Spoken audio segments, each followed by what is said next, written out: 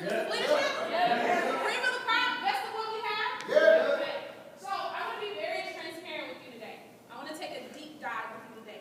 Today is not about fluff. Today is not about, oh, I'm going to make you feel good. It's not any of that. And hopefully you all will still be my friends after. I love you guys. So here, okay, wonderful. So here's what I'm going to say about work ethic. We all have opinions about what we consider to be great work ethic, world-class work ethic, all those great things. And some of those may differ. And if they do, that's fine. That's not a problem.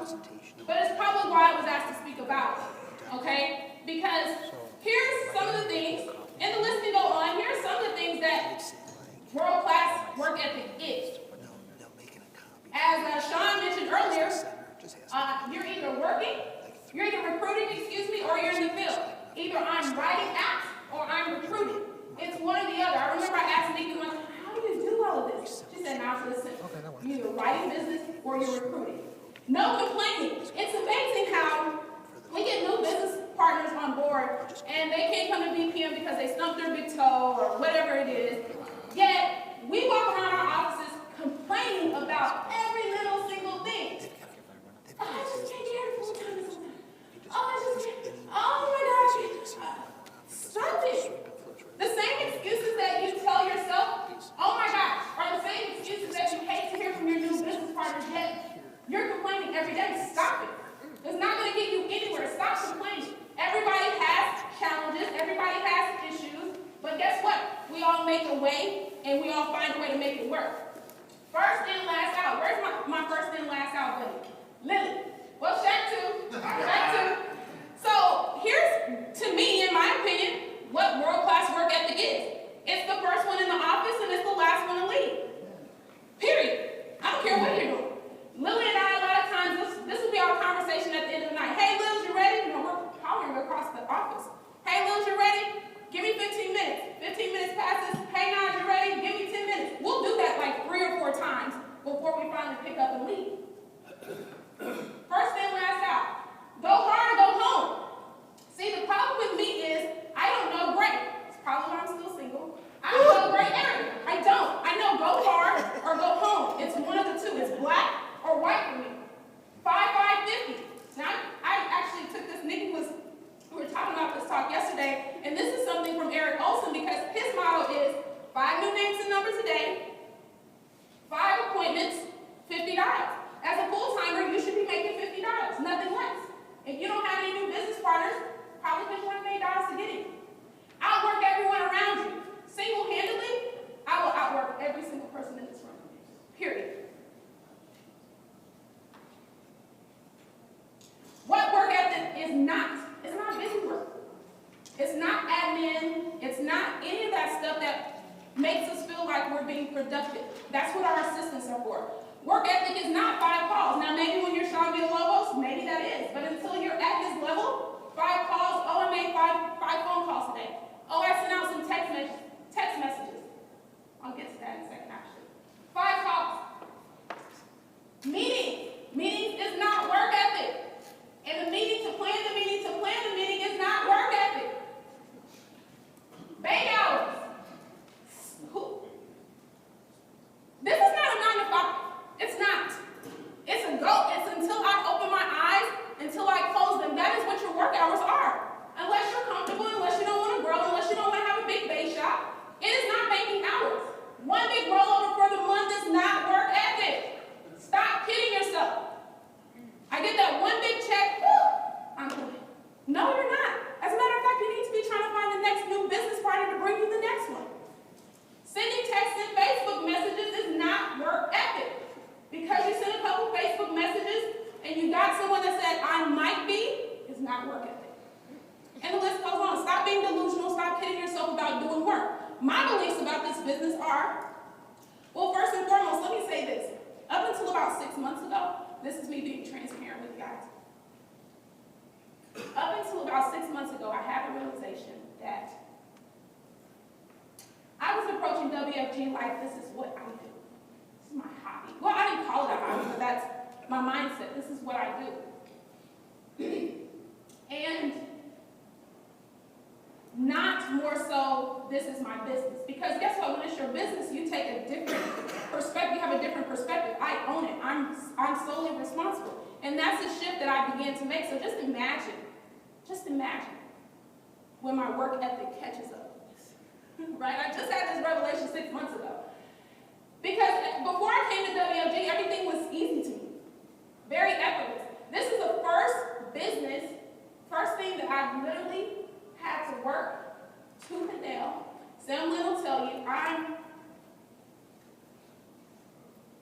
don't know when to turn it off. I think I have a problem sometimes. I don't know when to turn it off. I'm just being dead serious with you guys. I can remember early on when, and some people ask me, where do you get this from? Where does it come from? I don't know. I can remember early on when I was in the 7th grade, Mr. Fowler, my science teacher, I had all 100s on my report card. I had 199.7.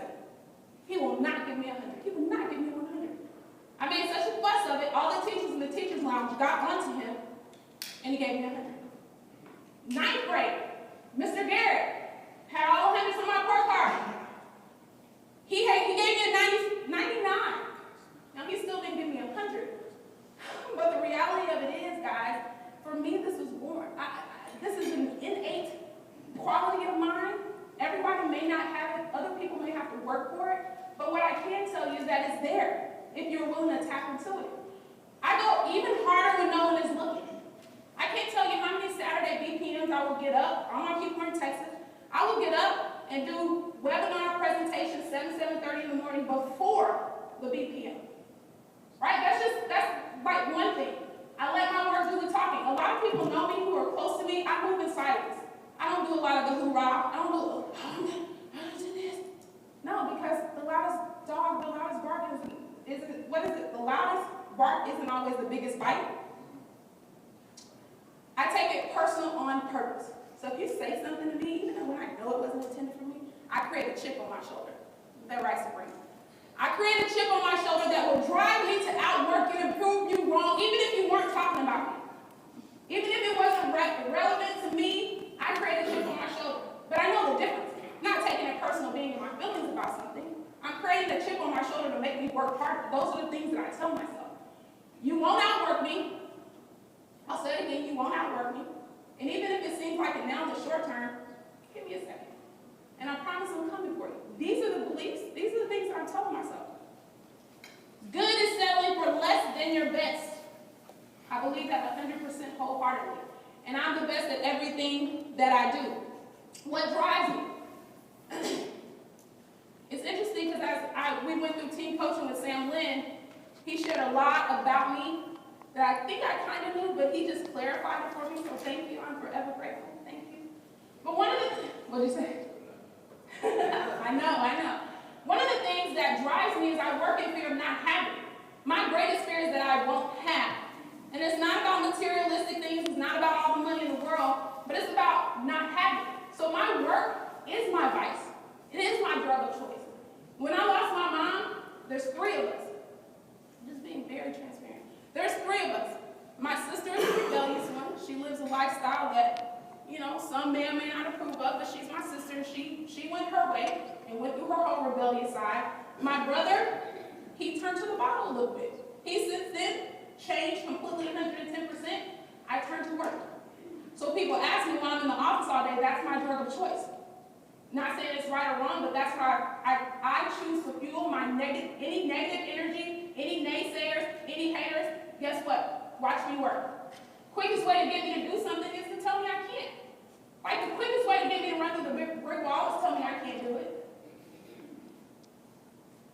I'm extremely obsessed with being successful. So obsessed to the point that I told Michael Paul about 6 months ago. Michael's sitting there, we're in the lobby, he's like, you'll never beat me. Everybody can be, what did you say, Mike? Everybody can be caught, just not this guy. Except me. I said, okay, I took a video. I actually showed you, I took a video. And I said, you're going to eat those words. This year, Mike, did or not pass him the cash flow? To the point that I'm obsessed that I will go out and have my $100,000 read this month. 30,000 left, 80,000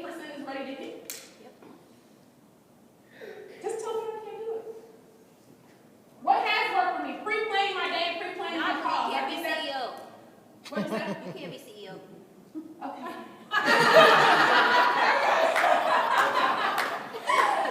Pre-planning my day and my calls. I think that's self-explanatory, but that cuts out a lot of the chaos. I was in church and PK, good friend of Christopher's.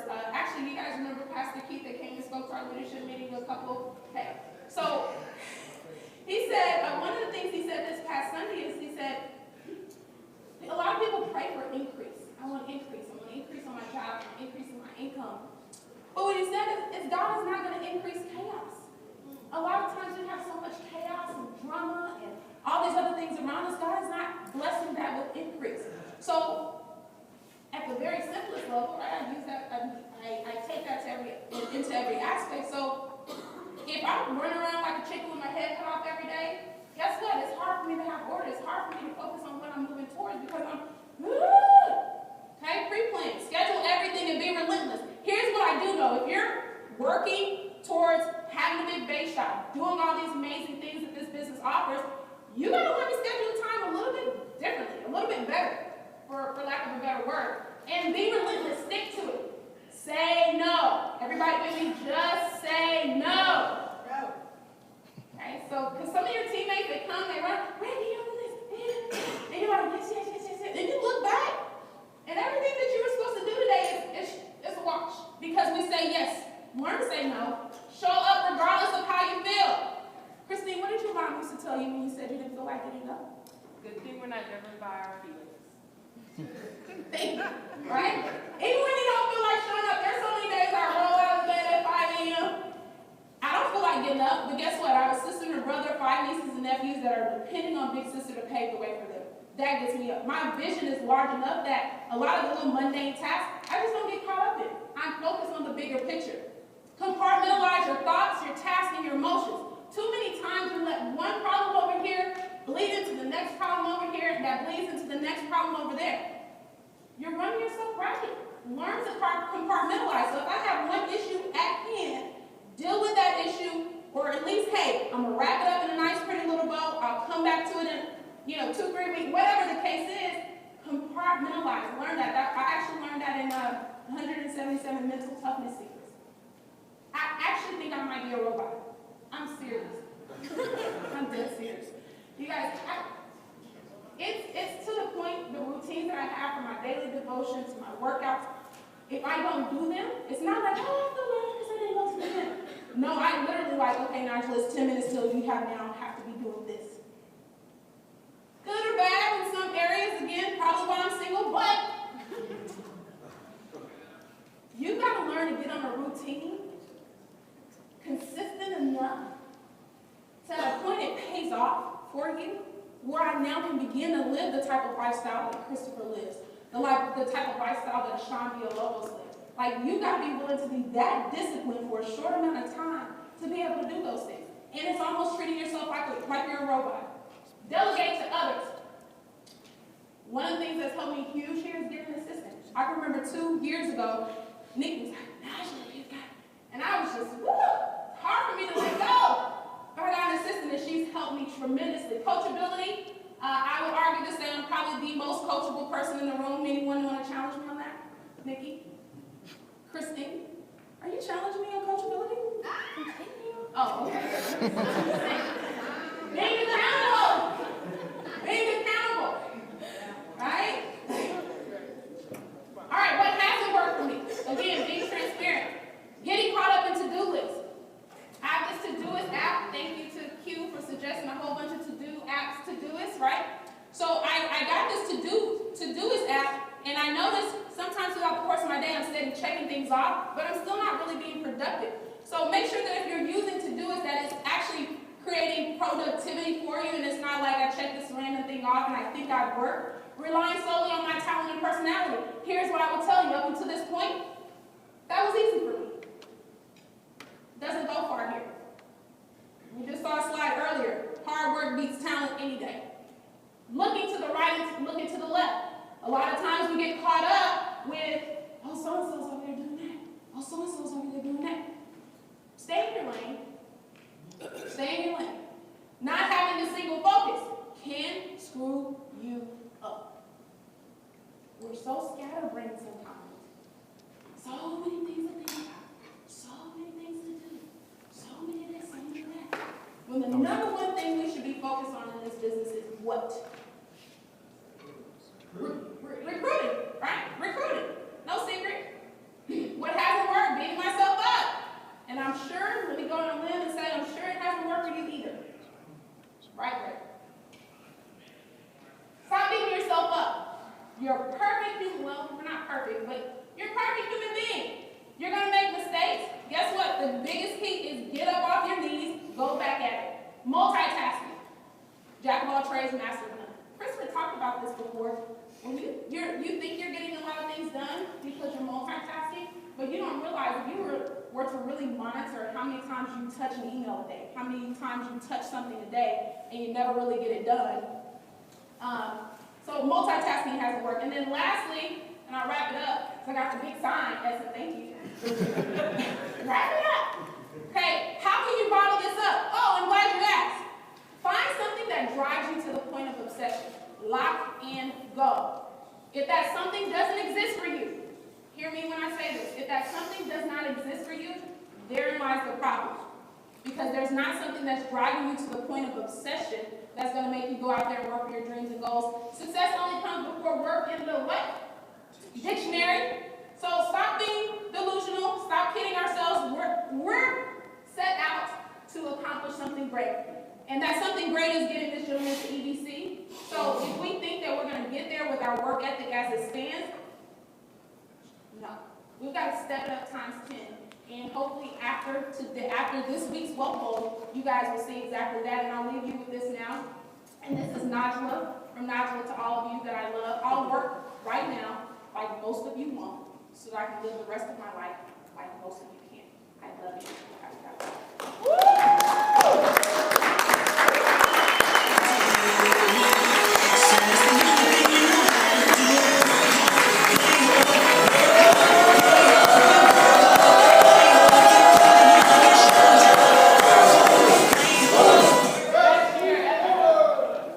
The way some of y'all sound, it sound like it's gonna be the best year ever.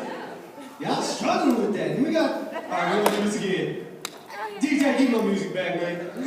We gotta get the leaders ready for this again. Oh, this means, come on now.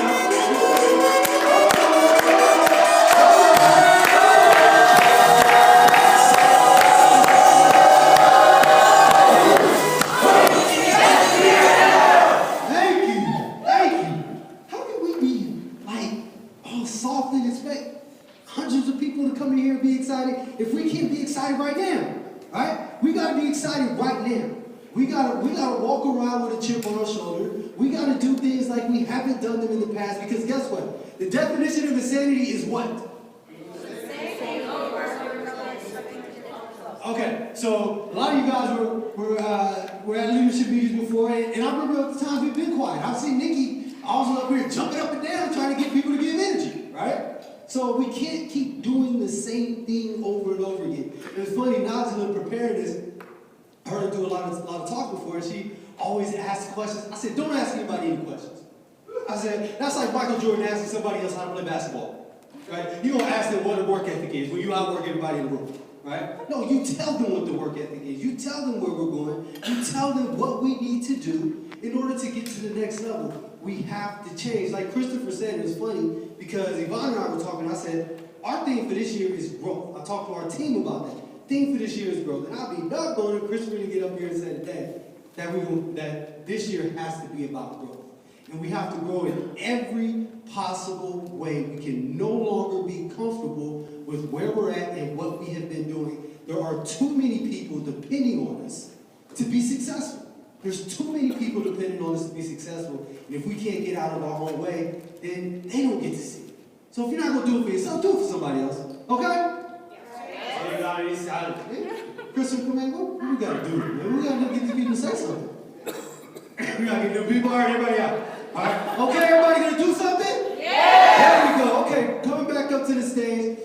She didn't have a chance to come up after her husband, but again, the two of them together, you heard Q talk about it earlier, 11 directs from 2015 to 30 directs in 2016. And the key to the success, again, I took note of it a couple of years ago, 2 completely different offices, so they didn't really have to communicate that much. You know, me and my wife were working on that. They just communicate on important things. But one of the top go-to people here in our office, in our hierarchy, out of Colorado, Mrs. Rachel O'Connor.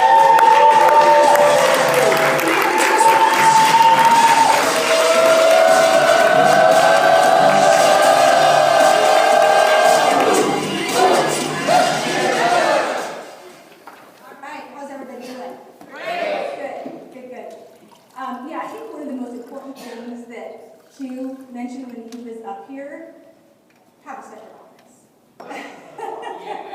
Where our offices are close, but we've never had an office together where we have actually shared the same office in the same suite, but typically on the opposite sides of the office suite. Just, we're both very different when it comes to everything. When we're in business, you know, you have to find your special niche areas and work the business that way. And so Q and I, we know how to get out of each other's way when it's time to work, right? We know what to do. We know what our special gifts are and our talents, and so, yeah, we do pretty good. But anyway, I'm really excited about our personal width this last year, killer numbers, and I think that the number one shift I was able to make was the tracking sheet, the point system. Mark came up with this brilliant idea of the tracking system where you actually give yourself points for making calls, right? And I was never consistent with tracking the process of my phone calls. All I knew is that I went to work and I made calls all day long. I made calls and went out on appointments. So I think it's important to have some type of tracking system. So I use that tracking system every single day. I absolutely love it. And I think that one of the areas in business that you can overlook pretty easily is follow-up. Follow-up and follow through, right? So we have to have a tracking system. And Q, his tracking system is different than mine because we're both very different. But any tracking system is good as long as it keeps you organized and on track, okay? So what we use is I use the Google Calendar. How many of you use the Google Calendar in here? Yes? Okay. How many of you have each team member on your team, direct or not, set up and synchronize their calendar with yours? Okay, so very few. So those of you that don't, I would highly recommend that. You need to know where, like Sean Villalobos said, right? Him and Jamie both know where their entire team is at all times. So we set up our calendars and we synchronize those calendars. And each and every person in our office who schedules an appointment, we can see that appointment. So if I pull up my team's appointments and they don't got none, I'm like, where are you at? Right? So you can help them. Accountability is a very positive thing. That means that is one person helping another person achieve their goals and what's important to them, right? So we use that calendar, right? And you can see this here. There's probably, let's see, 1, 2, 3, 4 calendars up there, just to kind of give you an example. So the team's names are off to the left, and you click on their name, it brings up their calendar. So I know what's happening in my business every day. If there's not enough going on, if I have a validated field trainer that doesn't have any appointments, or is out in the field or is available, I know I can schedule and match up appointments, right? So this really helps you kind of fill in or bridge some of the gaps that might be in your business in terms of you personally following up and following through, but also helping your team as well, right? So remember, we don't want to be the one and only truck driver, do we? No, right? So this helps us with that, okay? And then one other thing I wanted to go back to here real quick. You see this right here, the middle section right here? This right here is also a Google task that goes with the Google Calendar, okay? It goes hand in hand. So what I do is I fill up the task list, but not with anything else other than names and numbers and notes. I don't put my to-do list like go to the grocery store, get gas, clean the house. I don't put any of that on there. Okay, the only thing allowed on this task list that will pop up, okay, is a follow-up or a phone call so that I don't miss anything, I don't miss anyone, and if somebody asks me to call them back, it's on my task list. Once it's done, I can put a check mark over there to the left in the box there, and it puts a line through it. If I call somebody back and I schedule an appointment, all I have to do is highlight that, copy and paste it right to my calendar.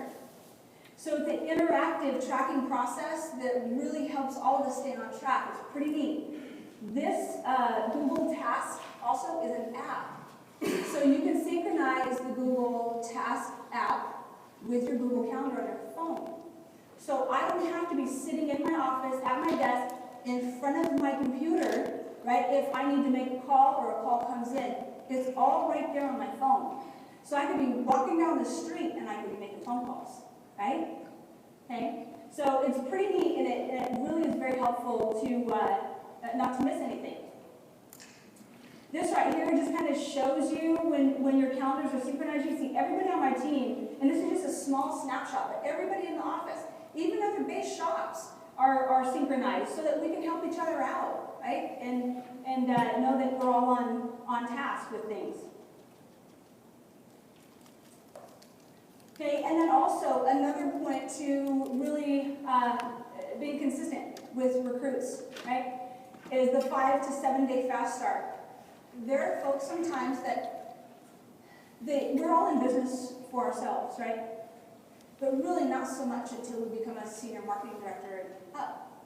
However, those that are in this business or in this company are in business for themselves at the end of the day. And so sometimes they won't plug in or come to you as a leader for feedback. What should I do? How should I do it? What next step should I take? Sometimes they're afraid to reach out to you. So if you reach in and say, hey, I noticed you have a new recruit. So when is their first training appointment scheduled? Oh, well, you know, she's been here 2 weeks. She hasn't trained her top 25 yet, so I'm just waiting on that. No. Right? That's not how this business works, right? 5 to 7 day fast start. So number one, you get them into the orientation. You all know this process. Orientation, top 25, data collection. I'm just putting that on there. Data collection, training appointments, and getting them to the field. It's about orientation, top 25, dream map, get them to the field, right? Walk and go, walk and go. So if you have people on your team, like sign-in guys, and there's many reasons why they do that, right? However, if we do our best to stay on top of these things and help them, and we get them to the field sooner than later, there's a much better chance that they're going to stick around for a long time than otherwise, okay? So I think that that's the most important thing, and what's really helped with Q and I to go wide and have 30 directs is the tracking sheet, the point sheet that Mark made, and then staying on this task list and the calendar synchronization. If you guys need help with that, my awesome assistant Danielle Ward, I've never had such an amazing assistant, and I know that Christopher and Sam and everyone for years literally had to cajole arm twist me into getting an assistant, right? So I went through a few of them to find the right fit, and Danielle actually came to me and asked if she could be my assistant. And I was kind of standoffish, right? Because I had experience with 3 others. And you have to find the right person that goes well with your personality, right? And she's awesome. She's amazing. Holy cow. I can't imagine life without her now. I really can't. So anyway, just get organized and make sure you have a good tracking system. That's all I have, guys.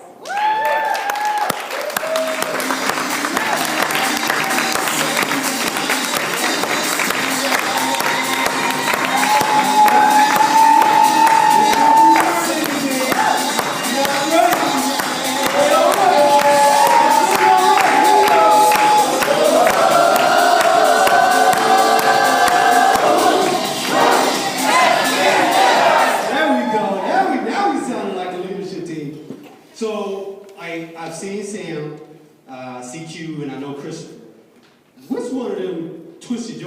looking at your arms while he's up there working. Your arms are kind of strong. I can't see any of them actually twisting your arms, so I just. Oh, no, but I mean, here's the thing. Again, it's not sexy. It's not flashy. It's simple. It's simple things, and that's what we wanted to get back to today. We wanted to get back to the basics. What do we need to do to be successful in this business? So, great job, Rachel. So up next, we have another one of our product providers. Before we bring the product provider up, can those of you guys who are securities licensed, could you please stand up for me? All of you guys that are securities licensed, all right? All you guys are securities licensed. Okay, so you check me out, bro. You see me? You see me? I'm gonna tell you guys in a second. And those of you guys who are U4 licensed, stand up if you're U4 licensed. If you're licensed U4. So U4 submit. U4 submit. I'm sorry. If you're U4 submit. All right. Okay. So the reason I asked you guys to do that, you guys go ahead and have a seat, and we can do a special wish for you. Because I talked to Brian. I said, Brian, here's what I want to do. Everybody's talking about DOL.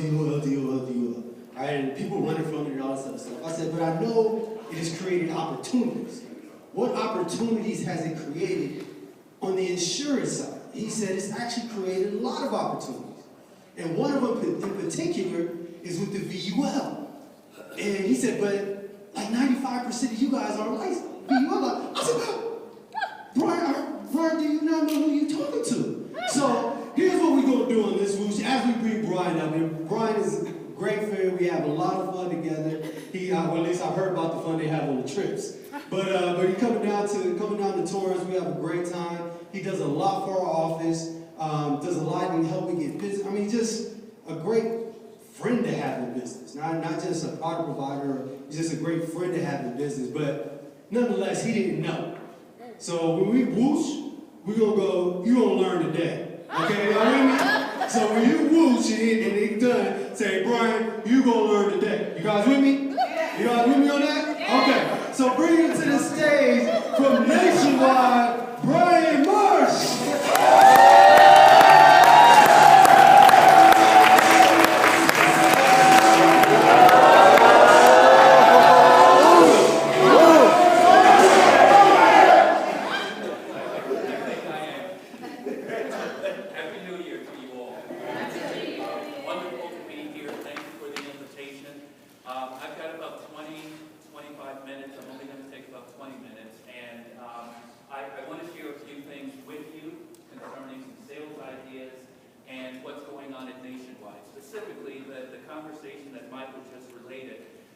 Brought back a few conversations that I had last week.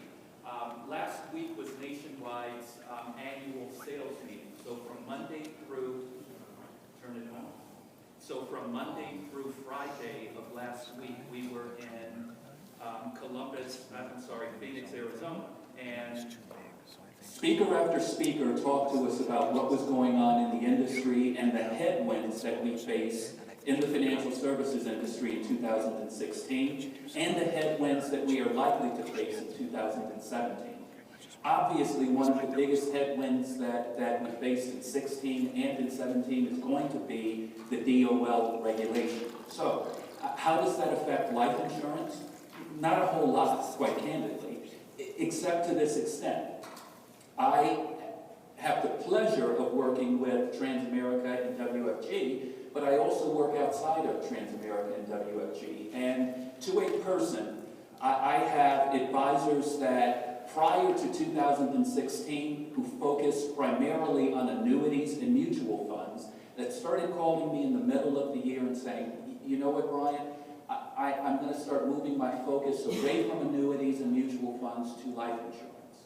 And I'm going to do less annuities and more life insurance. So that's one of the ways that DOL has affected the insurance industry.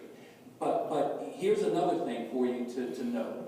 Most of you in this room probably don't know this, but although DOL does not directly affect the life insurance industry, the life insurance industry is going to go through a big upheaval over the next 18 to 24 months. And it isn't because of DOL. It's because of something called CSO mortality. So in 2 years, and this will be effective December 31st of 2019. So 2 years from now, every single product, every single life insurance product that you sell is going to look markedly different from the way it looks today. Every product. It doesn't matter if you sell Transamerica, it doesn't matter if you sell Voya, it doesn't matter if you sell Nationwide or Jose Cuervo Life. It doesn't matter. Every single product from every single carrier has to be repriced because of something called principle-based reserving. Now, what is that going to do to accumulation-oriented products?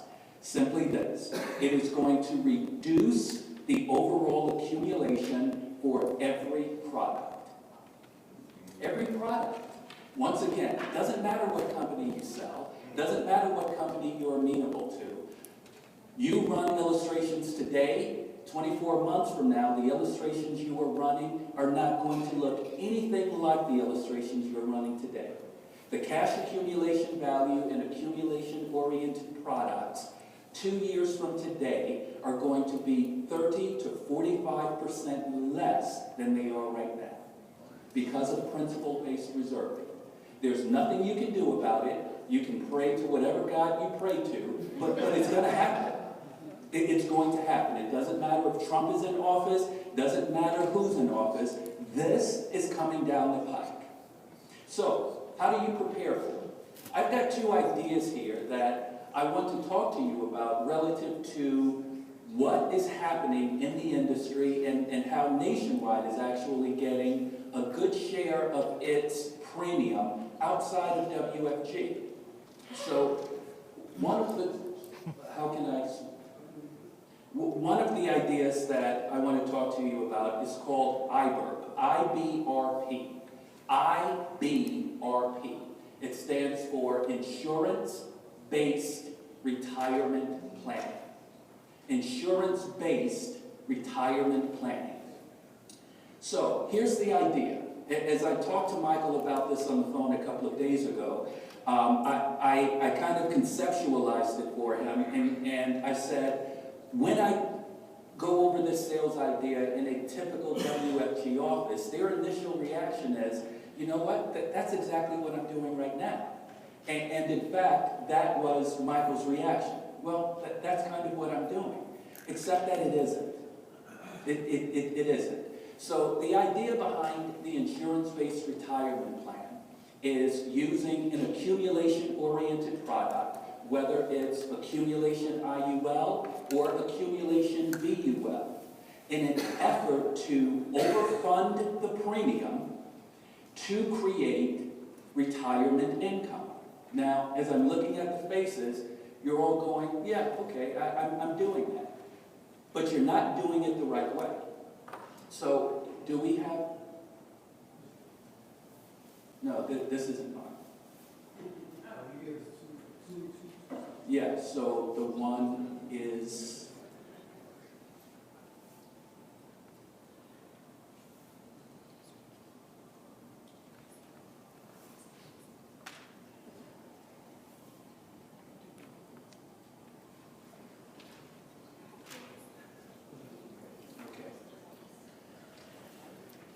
So the idea behind the insurance-based retirement plan is this. I'll run some numbers for you. Let's take a 47-year-old male. A 47-year-old male who has an additional $20,000 a year that he would like to put to work. So don't focus so much on the premium. Just focus on the concept. So this 47-year-old male has approximately $20,000 that he would like to put to work. He's using his 401k. He might have a small investment portfolio on the side, but he's got an additional amount of money. So here's the question. If you run into a prospect that's approximately 40 years old, and he says to you, I've got about $20,000 that I want to put to work. Think of your favorite company, and then tell me about how much death benefit that $20,000 per year will purchase this person. Just shout it out. Anyone? $20,000 a year, 47-year-old male, about how much death benefit? About $1 million. That's it. No, the other one. About how much? About $1 million. About $1 million. About $1 million. Who agrees with that? Okay, about $1 million. So probably the majority of you in this room would put the $1 million on that individual. The problem is that $1 million will eat up the cash accumulation. It'll eat up the cash accumulation. So the idea behind the insurance-based retirement plan is using what we call the power of tax preferral, reducing the death benefit using the minimum non-MEC strategy. Minimum non-MEC means that with this 47-year-old male, instead of putting $1 million of coverage on this individual, you'd probably start with closer to about $500,000. $500,000 of coverage. Now, many of you in the room are probably saying, well, what if he has a family? That isn't enough coverage. You're right, it isn't enough coverage. But this idea isn't designed for the coverage. This idea is designed to maximize the supplemental retirement income. In this event, what's wrong with putting an additional 30-year term on the person, or a 20-year term for $1 million or $2 million? Same insurance, but with the idea of the insurance-based retirement plan, that supplemental income is maximized for the benefit of the client. So that idea is an idea that is working in Morgan Stanley, it is working in Merrill Lynch, it is working in Wells Fargo, it is working in every firm that I work with. Once again, don't focus so much on the $20,000 because your client might have $5,000 per year. The concept is still the same. Minimize the death benefit in an effort to maximize the tax-free accumulation. Now, that idea works with Nationwide's IUL accumulator. It also works with Nationwide's VUL accumulator as well. So for those of you in the room that are securities licensed, you stayed away from VUL.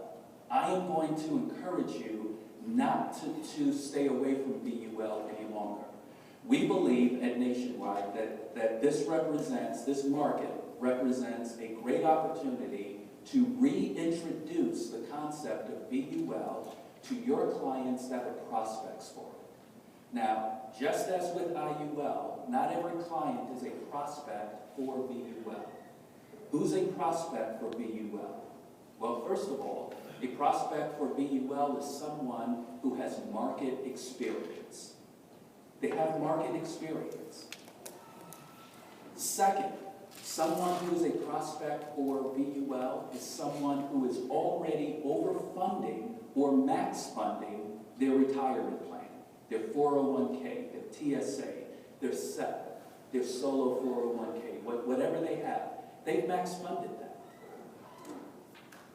And then third, a prospect for VUL is someone who has a minimum of 10 years of time to allow that money to work and grow for them.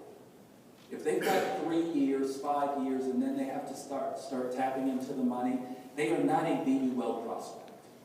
Not at all. Okay, so that's the idea of the tax preferral, the IBRA, insurance-based retirement plan. Let's take a look at the next idea.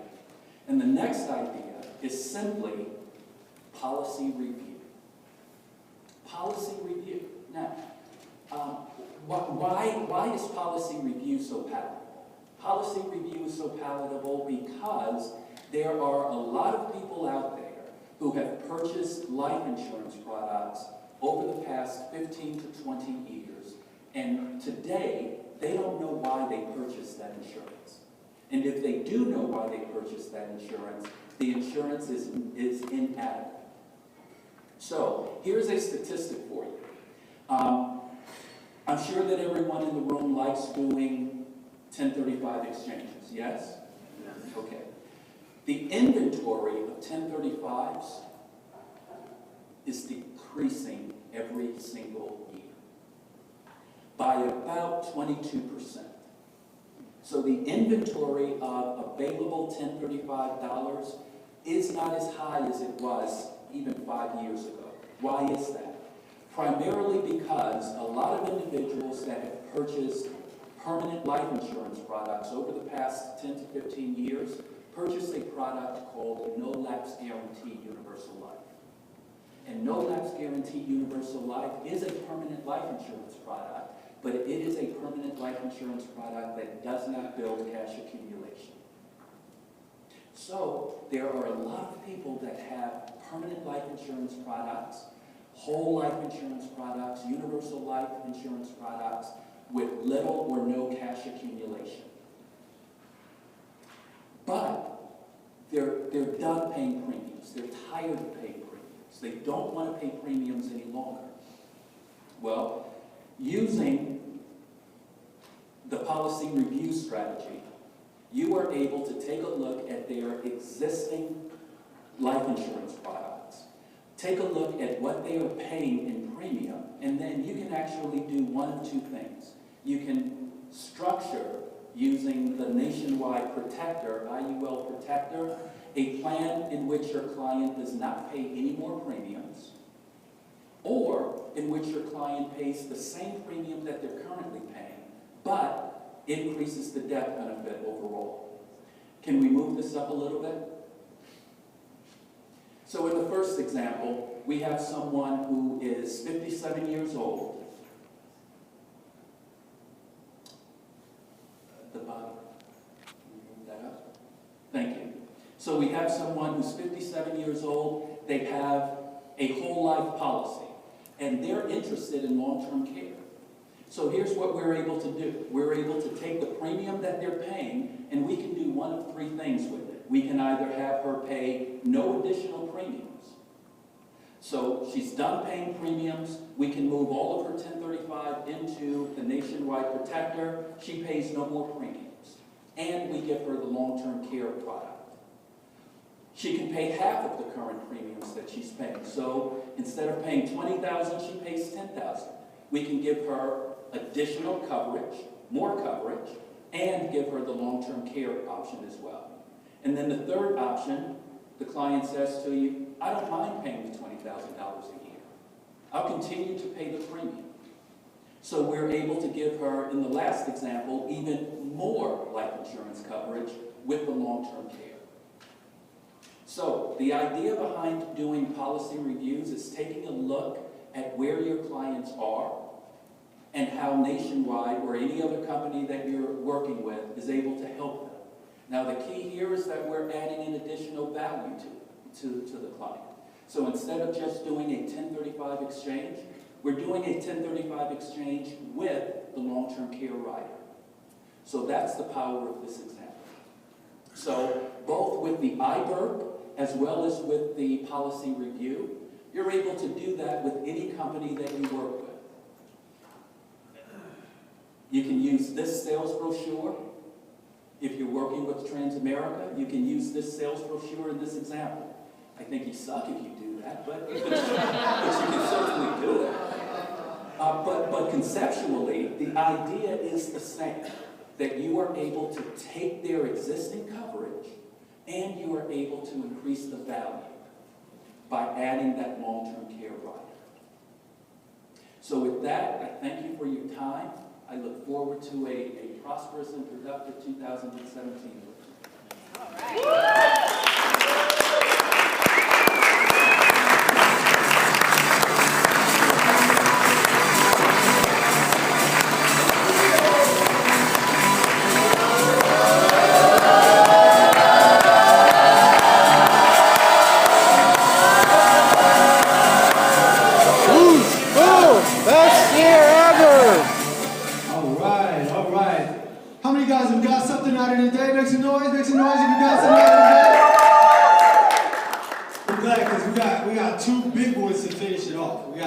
We got two heavy hitters to finish off our day, and I just, before we get started with the rest of it, I just want to make sure that everybody commits.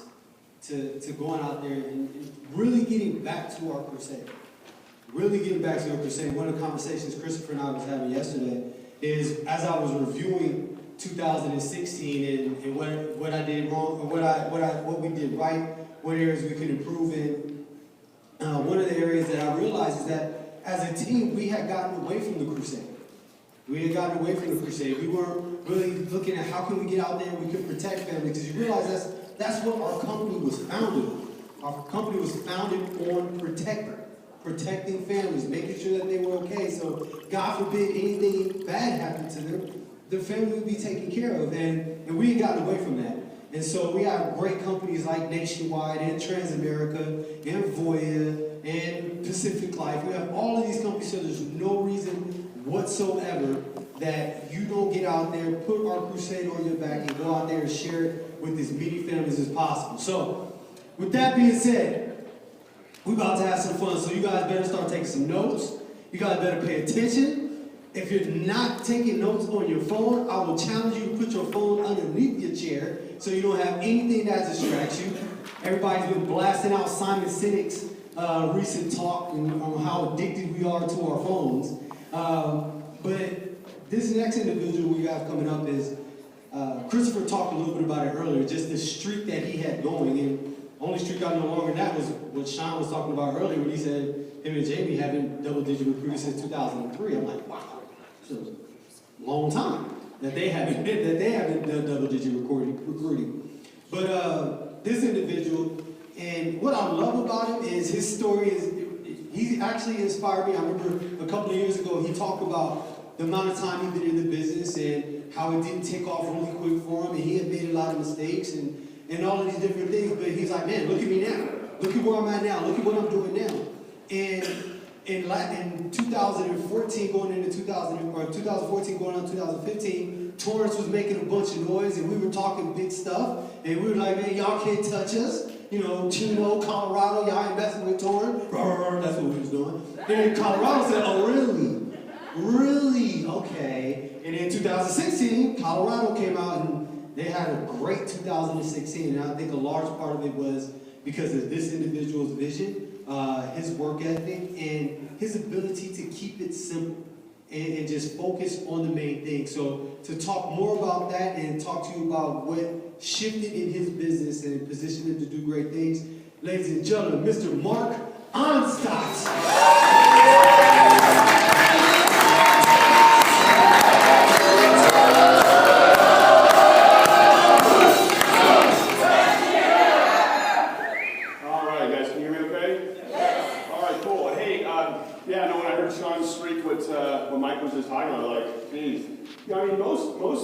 Studs like Sean in the business have always, I look at what we've done, and it's like small potatoes in comparison to what most of these big guys have done. But here's the cool thing about WFG. I've been here a long time. I think I'm just celebrating now 19 years with the company overall between our part-time and full-time. But I don't care how long it takes you to get where you're going here. I spent 14 years at American Airlines and never came even close to breaking 100,000 a year. So the fact that that's even possible should give you some hope. But what I'm going to do today, per Christopher's request, is kind of walk you through some numbers. I want to actually go through our numbers. When we set out on a dream and a vision of, in 2002, my wife and I put together a plan. We used to live out here in California, Southern California, and we put together a plan in 2002 to move out to Southern Colorado, where Rachel and Q are, in 2003. And we put together this plan, this vision, and we literally, we put ourselves in a position where there was no turning back, right? I remember I bought a house in Colorado before I quit American Airlines.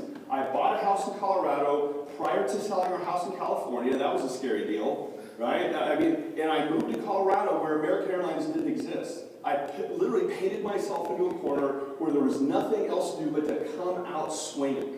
Because either we were going to completely fall on our face or we were going to make it. And it was positioning myself to do that. And so I want to walk you through some numbers. I know numbers are kind of boring to look at, but here's what I want you to do, because I'm going to talk about my numbers all the way from when we started in Colorado. And remember, literally, here's the picture I want you guys to have. We parachuted into Colorado, knew nobody except for Rachel, Rachel was already recruited, or under me, but I put her with a guy named Tony Cimadini out there, who basically tore her market apart, did some good things, but I don't think very many good things. So her market was pretty much gone. So we parachuted in there not knowing anybody, like zero, okay? So I want you to think about the excuses you have now. And some of the numbers I'm going to share, I was telling Christopher, I said, hey, I don't know how encouraging this is going to be. I mean, most people know that I haven't had any sort of a rocket ride, but regardless of where you are in your business now, I'm going to look at my numbers as I'm going through. I'm going to flip through them pretty quick. It's like every year from basically 04 all the way through 2016. But there's some things I'm going to point out. There's some things I'm going to point out.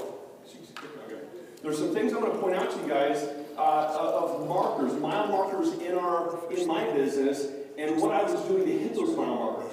And I hope it will be encouraging to you as you look at my numbers, because most of them, for most of the time, I'm not really that proud of them. For some of you, go, wow, geez, you did. You know, but remember, I moved out to Colorado not knowing a soul, and parachuted and went, okay, here we go. And I literally can remember sitting in my office. It's okay to be scared. I can remember sitting in my office. This was the end of 03. End of 03. Just got a little executive suite. Rachel's not even licensed yet. She's still working at Q Supers. Q is borderline supportive, right, at best. And I'm literally sitting in my office making calls to people, and I literally, the thought ran through my mind several times, is what the hell am I doing? Oh my God, what did I just do? Like, that was my thought. After being here, I was already at SAE. So it's okay to have those, it's okay to have those fears, but it's not okay to acquiesce to them. It's not okay to let them win. You've got to just keep going. And so let's look at these first numbers here. Let's see if this thing's works. There we go. Okay, so this is 0304. So let me see if I can get my pointer to work. I hope I'm not standing in anybody's way. And thank you, Sam, for making this possible here. Okay, here's when we moved out. We landed in September of 03. This production here was probably left over from California. Here's my first month full-time. Remember, I mean, literally knowing nobody in Colorado, and starting my first month out full-time. Now, am I proud of 6,200 points in my 2,300 personal? I'm not sure, that was probably a little bit of California left over there, but 2,389 personal, that was one sale at the end of 03, right? So I'm off to a rocket start here. Here's our full first year. Here's what I want you guys to see mainly. So I've got personal points, personal recruits, base points, and base recruits. So at the end of my first year, remember, now it is 28 and 110,000, like, woo, man, you're lighting it up. Not very exciting, but think about this. Like, some of you might sit here and go, I didn't do 28 recruits this last year. Some of you did, some of you blew way past that. But if you didn't do 28 recruits, I did 28 recruits going into a brand new area, because again, I painted myself into a corner. Not all that exciting, but again, there was our first year. Right, here's 05. Now, what I want you to notice, I'm not going to go through all the numbers here, but again, here's base shop points, 132,000, and I want you to look at the base recruit. So here's my personal recruiting. I was never a super strong personal recruiter, right, but I always preached the right things and tried to emulate the right things.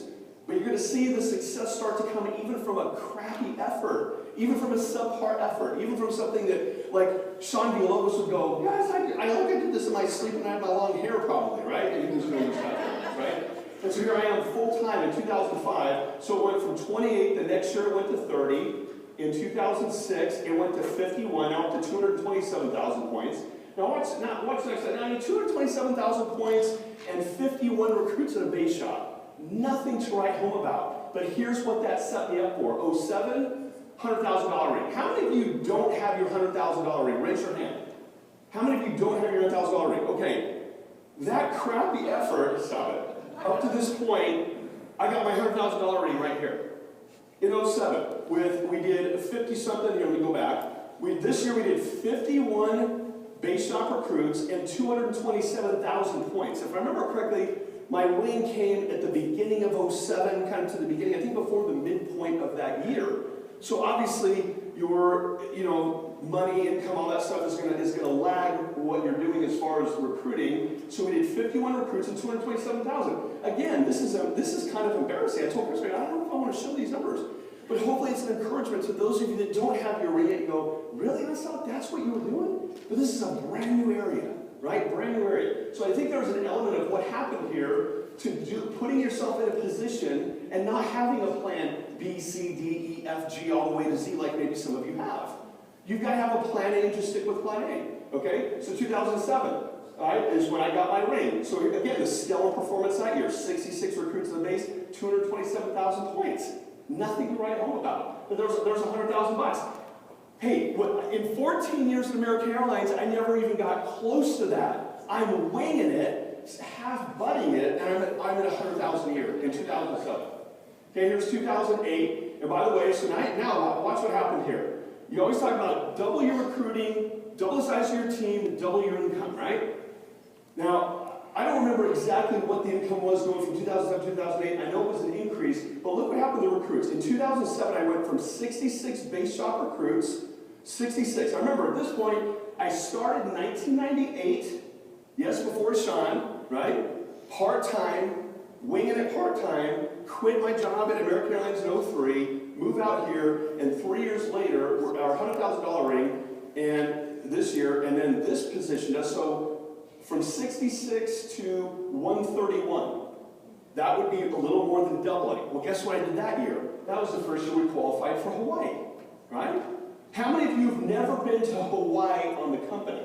How many of you have never, raise your hands. I'm making you raise your hands, not the ones that have been, because I know there's going to be more hands people, right?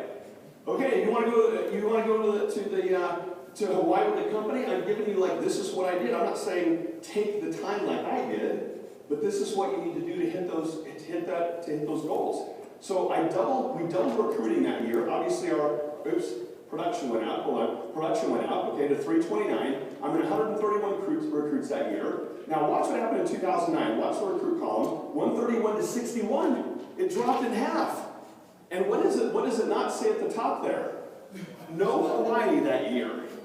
There is a direct correlation between not just income, well, income obviously, points, everything comes to recruiting. As you look at that. So again, 08, I was at 131, dropped back down to 61. My production fell off. Again, you can go, oh, this was the 08-09 debacle. Okay, whatever. Bottom line is I didn't get to Hawaii, but I still made over six-figure income that year, right? Not too bad. 2010, we made Hawaii again. We bounced our recruits back up to 87, 300,000 points. Again, this is like 300,000 points in a year. That's what, 36,000 points, 25,000 points a month or so, 25,000 points a month. Again, nothing exciting, but here's the cool thing about this. Right here, I'm at about 150,000 a year. Like not even on the radar screen of anybody substantial in this company. I'm going to Hawaii, making a six-figure income, living where I want to live. I'm not earning any trophies or any like huge accolades on the stage with this kind of thing, but here's the thing I always love to give hope to, is that even if you're not the stud or the star, just hang on, never quit. Like Sean said, never quit. Good things happen here. American Airlines never took me to Hawaii on their dime. Okay, so there's 2010. 2011, now this was the first year Rachel was promoted in the last month of 2010. So most of 2011, you'll notice that my super base now, you can go see over here, super base recruits, super base points. My super base increased dramatically. Look what happened in my base shop. I went down to 184, 29 recruits in the base because Rachel went out. So obviously Rachel and Q and their team was a huge part of the recruiting in those years. And guess what? There's no Hawaii up there. No Hawaii, right? Everything's tied to recruiting. I want you guys to see that. In 2012, we get back up to almost 100 recruits in that year, 374,000 points. Guess what? I get to go to Hawaii again. I think Rachel and Q went with us this year as well, right? That's the first year that you guys went, so that's awesome, being able to go together. And now our super base is up to 671. We're about 255 in 2012. Here's 2013. Now the interesting thing about 2013, I hit Hawaii. We did 142 recruits, 400,000 points in the base, almost 600,000 points in the super base, 223. Again, the studs in this business are doing that on a monthly basis, right? This is in my super base in a whole year. This is the year, okay, right here. Now I want you to watch this. Check this out, guys. This is the power of having a team. Right here is where our house burned down. Right here. 6 of 2013. 7 of 2013, right? 10 recruits in the base, 15 in the super base, 32,000 points, 18,000, 35,000, 60, 61, 26. The recruiting happening right here. I'm almost completely out of the picture at this point. Right? Trying to recover, trying to get the family taken care of, trying to get it into, we're going to bounce around in between different rentals, right? We lost lost everything. Most of you know that, some of you don't. So again, the power of building a team when things happen in your life, like what happened in 2013, I thought to myself, do you think like June is when the contest kicks off for Hawaii, right? That's when we lost our house. Do you think I'm thinking about Hawaii? I couldn't care less about Hawaii at this point. I thought, well, honey, whatever, let's just get ourselves situated. Obviously, we're not going to go to Hawaii this year. We kind of poke our heads up after 6 months and go, holy crap, we're going to Hawaii. That's pretty cool, right? Oh, by the way, we also qualified the year before. This year, going into the convention this year, we actually qualified for the Leadership Network. That was the year we qualified for the Leadership Network. Was that year we lost our house. Again, the power of a team. Okay, 2014.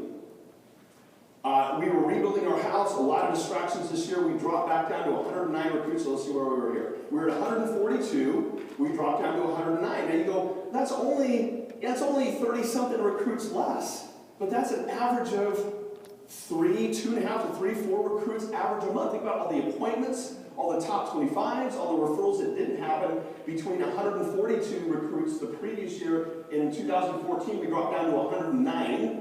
All right, and then we had pretty good super base numbers there. But again, no Hawaii that year. So I want you correlating the recruiting to $100,000 ring, to the security that you have when things come up in your life, like we had the fire, going to Hawaii, all that stuff is tied to that. In 2015, it's when we started making the switch, and most of the rest of my talk is going to be really about the switch we made and some of the things that we've integrated into our team to help be consistent. And I'm going to show you what it looks like. You guys have the sheets that we printed? Did you guys pass those around? Okay, cool. I'm going to get to those in just a minute. But here's the why. Now, here's the other thing, okay? So now, in 2015, we bounced back up to 164 base shop recruits, 252 in the super base. So this is all, the difference between these two numbers, 164 and 252, is Rachel. Rachel's my only SMD at this point. April's now an SMD, but at this point she wasn't. So 470,000, here's my wonderful 6 personal recruits, 128,000 personal points of production, right? So this year, we not only qualified for Hawaii, but that's where I got my 250 ring, okay? How many of you want your 250 ring? Every hand should go up, right? Even Christopher's hand went up. Christopher wants his 250 ring, right? Well, here it is, guys. This is like, I'm not winning any awards with 500,000 points a year and 164 base shop recruits. But that got me $250,000. People go to school for years and years and pay hundreds of thousands of dollars in tuition to become doctors and internships and all that stuff to make $250,000 a year. I'm just like totally hacking it up at this point, right? And hitting $250,000. That's where my 250 ring happened. And then this last year. Okay, this last year we did 219 in the base, 353 in the super base. Between, again, that's Rachel and April. My base shop, 446,000 points now in the base shop. Instead of that being super base, now that's base shop. And again, we hit Hawaii again this year. Okay, so what switched? What switched? Let's talk about some switches that we did. Was that helpful to see those numbers? I know sometimes it's boring just looking at columns and numbers. But when you look at, maybe you can see some of yourselves in that, or go, man, that's where I'm at now. This last year we did 28 recruits, and I did like 150,000 points. That totally sucked. But Mark, you were once there. So what did you do? This is where I'm going to start switching and talk about what we did. In 2015, 2016, I became a huge fan with the help of my brother-in-law, Quentin. He always wants credit for the book, but it should be. So what was the switch? Before you make the switch, take us back in the numbers and go over those couple of months we were talking about before you went on this 19-month run. I want them to see the numbers right before the 19-month run. Okay, so it was, let's see, so base shop, base points, base recruits. So that's, there's 2013. Okay, here's 12. So, You're going to go farther up to like 14. Okay. Right before the run starts, you've been on 19 consecutive months of double. Okay, so there's 13, 14, so we're double digits here. And by the way, here's where the Hawaii contest runs. 6, 7, 8, 9, 10, 11. All double-digit recruiting in the Hawaii months. I wonder why, right? I like to go to Hawaii on the company. Okay, so in 2014, you can see here we had 8, 10, 9, 7, 8, 10, 9, 15, 11, 4, 11, 7. So not really that consistent there. And now I think this is what you're talking about. We're at 6, 6, almost the devil right here. 6, 6, 9, 4, 19, 13, 12, 14, 17, 21, 23, 20. Starting right there at May of 2015, yeah. you flipped the switch for 19 consecutive months. But look at the 4 months prior to that, because I think the 4 Yeah. How many of you have done a 4 in the past couple of months? Or a 6 in the past couple of months? That's where we were 19 months ago, what he's about to talk about, he sold out to, and as a result of what he's about to talk about, he's done double-digit recruiting 19 months in a row. He did over 15, 6 months in 2016, over 23 times, so he's been on a tear ever since he made this shift he's about to speak about. Yes. Your numbers that look like that, you can go on a similar tear if you do the right thing, do the right thing, like Sean talked about earlier. Okay, just get this ready. Okay, so yeah, does everyone understand that? You can see that switch there?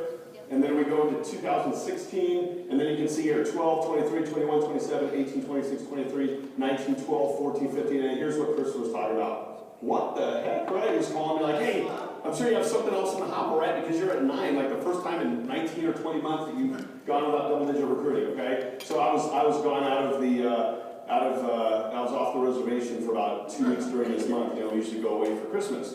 Okay, but that was the switch. So what was the switch, okay? I subscribed to, I don't know how Q found this book. I think I remember how I found it. It doesn't matter. But anyway, Q had got this book by Nick Murray called The Game of Numbers. And the things that are in this book, I've never had better perspectives on controlling or understanding what he calls the game of numbers. Okay, so I want to give you guys a couple of things to think about. And I really want you to think about this, both as it applies to you and as it applies to your team. If everyone that we or on our team's approach said yes, we wouldn't need to coach or inspire our teams, would we? I'm just thinking about that just really quick. I know it's been a long day. I'm one of the last speakers. I really want you to engage right here. Think about this. If we recruited people in, gave them a script and said, look, every single time you open your mouth and say these words, somebody's going to say yes. Would we even have to have big events? I don't even think we'd have to have big events. Nobody would want to come. Like, why would you want to come to be inspired? Inspired to do what? Inspired to do what? Like, everybody I talk to says yes. Would you guys agree with that? Yes. We wouldn't need to coach our teams. We wouldn't need to inspire them. We wouldn't need to be their counselors. We wouldn't need to engage them. We wouldn't need to know their why. We wouldn't even need to know their why. Think about that. You wouldn't even know how to, why don't you need to know their why? Here, just say these words. Everybody says yes. So if you buy into that idea, if you buy into the idea that this is the one area, the one reason why we get together is because we have to deal with rejection. Is that right? We say the words and not everybody says yes. We say the words and some people go fly a kite. We say the words and somebody say, I don't believe you. You can't do that. Right? And then people come crying to you, oh, Bob said I can't do it. You know, all these things, all these emotions that we deal with. We wouldn't have to do any of that stuff. None of it. Do you guys agree? Yes. So this is the one thing I kind of camped out on. I went, okay, how can I get this to switch? Okay, so there's only negative emotions in the face of rejection and lack of results. There's only negative emotions. And again, this is why we coach people. This is why people quit, right? Because they have negative emotions around what? Around people saying yes? Around people writing checks? Like, oh, I'm going to quit. I got too many checks to turn in. That's not why people quit. They quit because they're not getting it, right? So people quit because of that negative emotion. So I thought, how can I get people to switch? And so I read this book, and some of the analogies in this book, and some of the things I added some of my own thought processes to, but really, really, really helped us. And so, number one, here's the first switch we made. Started focus on activity rather than the results of points and recruits. Our business is too tied into the focus of points and recruits. Now, you go, well, Mark, logically so, because, you know, if I don't have any points or recruits, I don't make any money. No, I get that. I understand that. But can I control that? No. Can I control that? No. Can I control whether somebody says yes or no, or they give me a check? I can't control that. So why would I focus on that? I'm going to focus on activity. The result was the activity rather than the tangible result because it can be controlled. So the result I got my team focused on, the result was the activity. If you made phone calls, man, that was the result. Now I get it. You go, Mark, but I don't pay my bills with making phone calls and feeling good. And I understand that, but I also know it was removing the emotion. As I said before, the emotion is only there. It's a negative emotion when people get a no. So if I can remove the negative emotion, and get them focused on something that they can control as a positive, it's amazing the results come as a result of the activity. But most people, what? They don't, once they get the bad feeling of, oh, somebody said no, or I didn't get the check, or Uncle Bob said I can't do it, whatever that negative emotion is, what do? They stop, right? They stop. And that will never get you anywhere.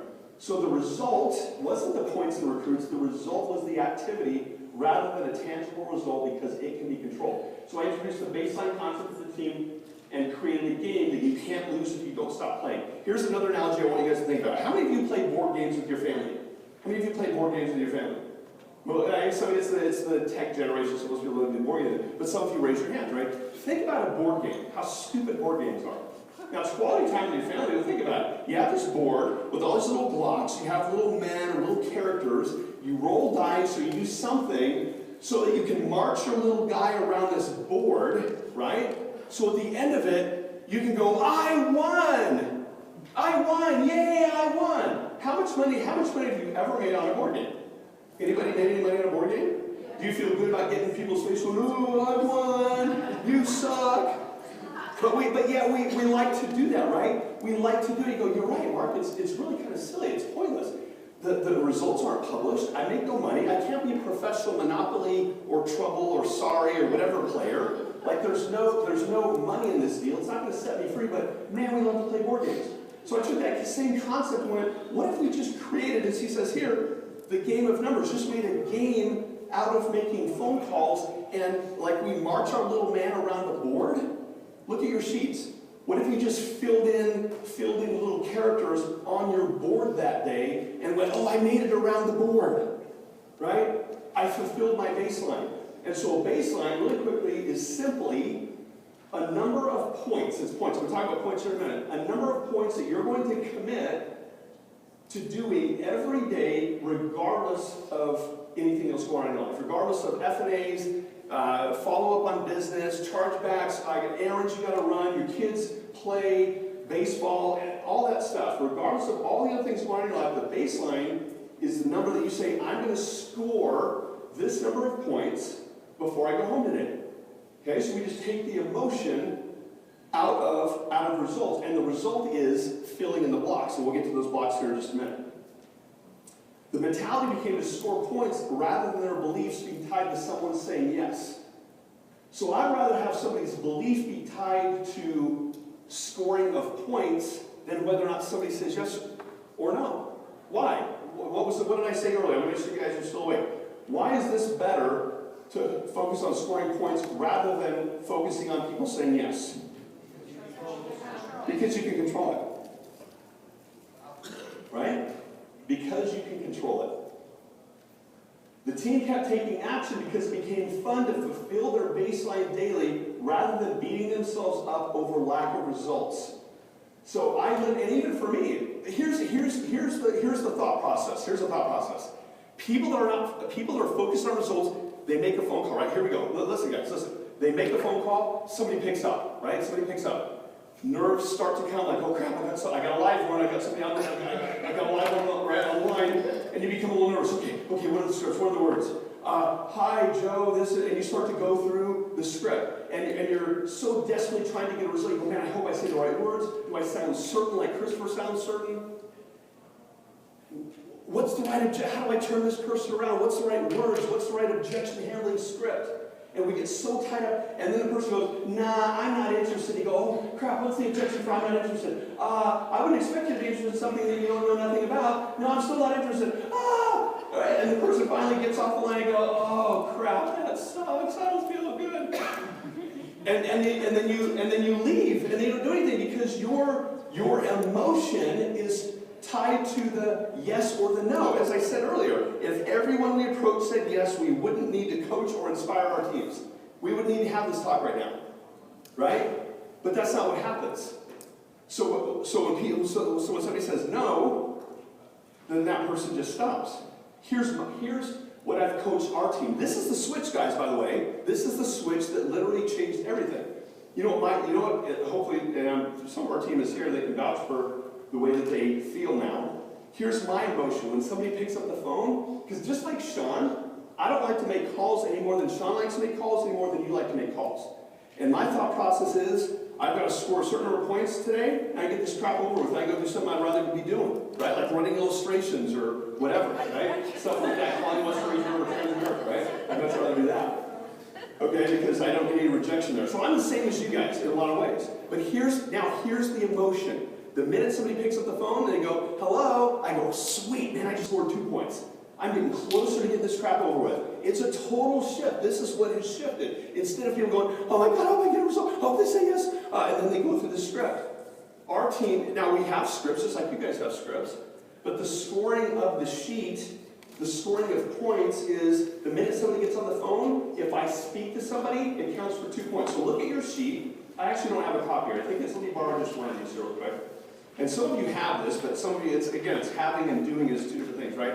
So here's my game board. Think of this as your stupid little Monopoly game board that you like to play with your family, right? That means absolutely nothing. This game, though, will make you money.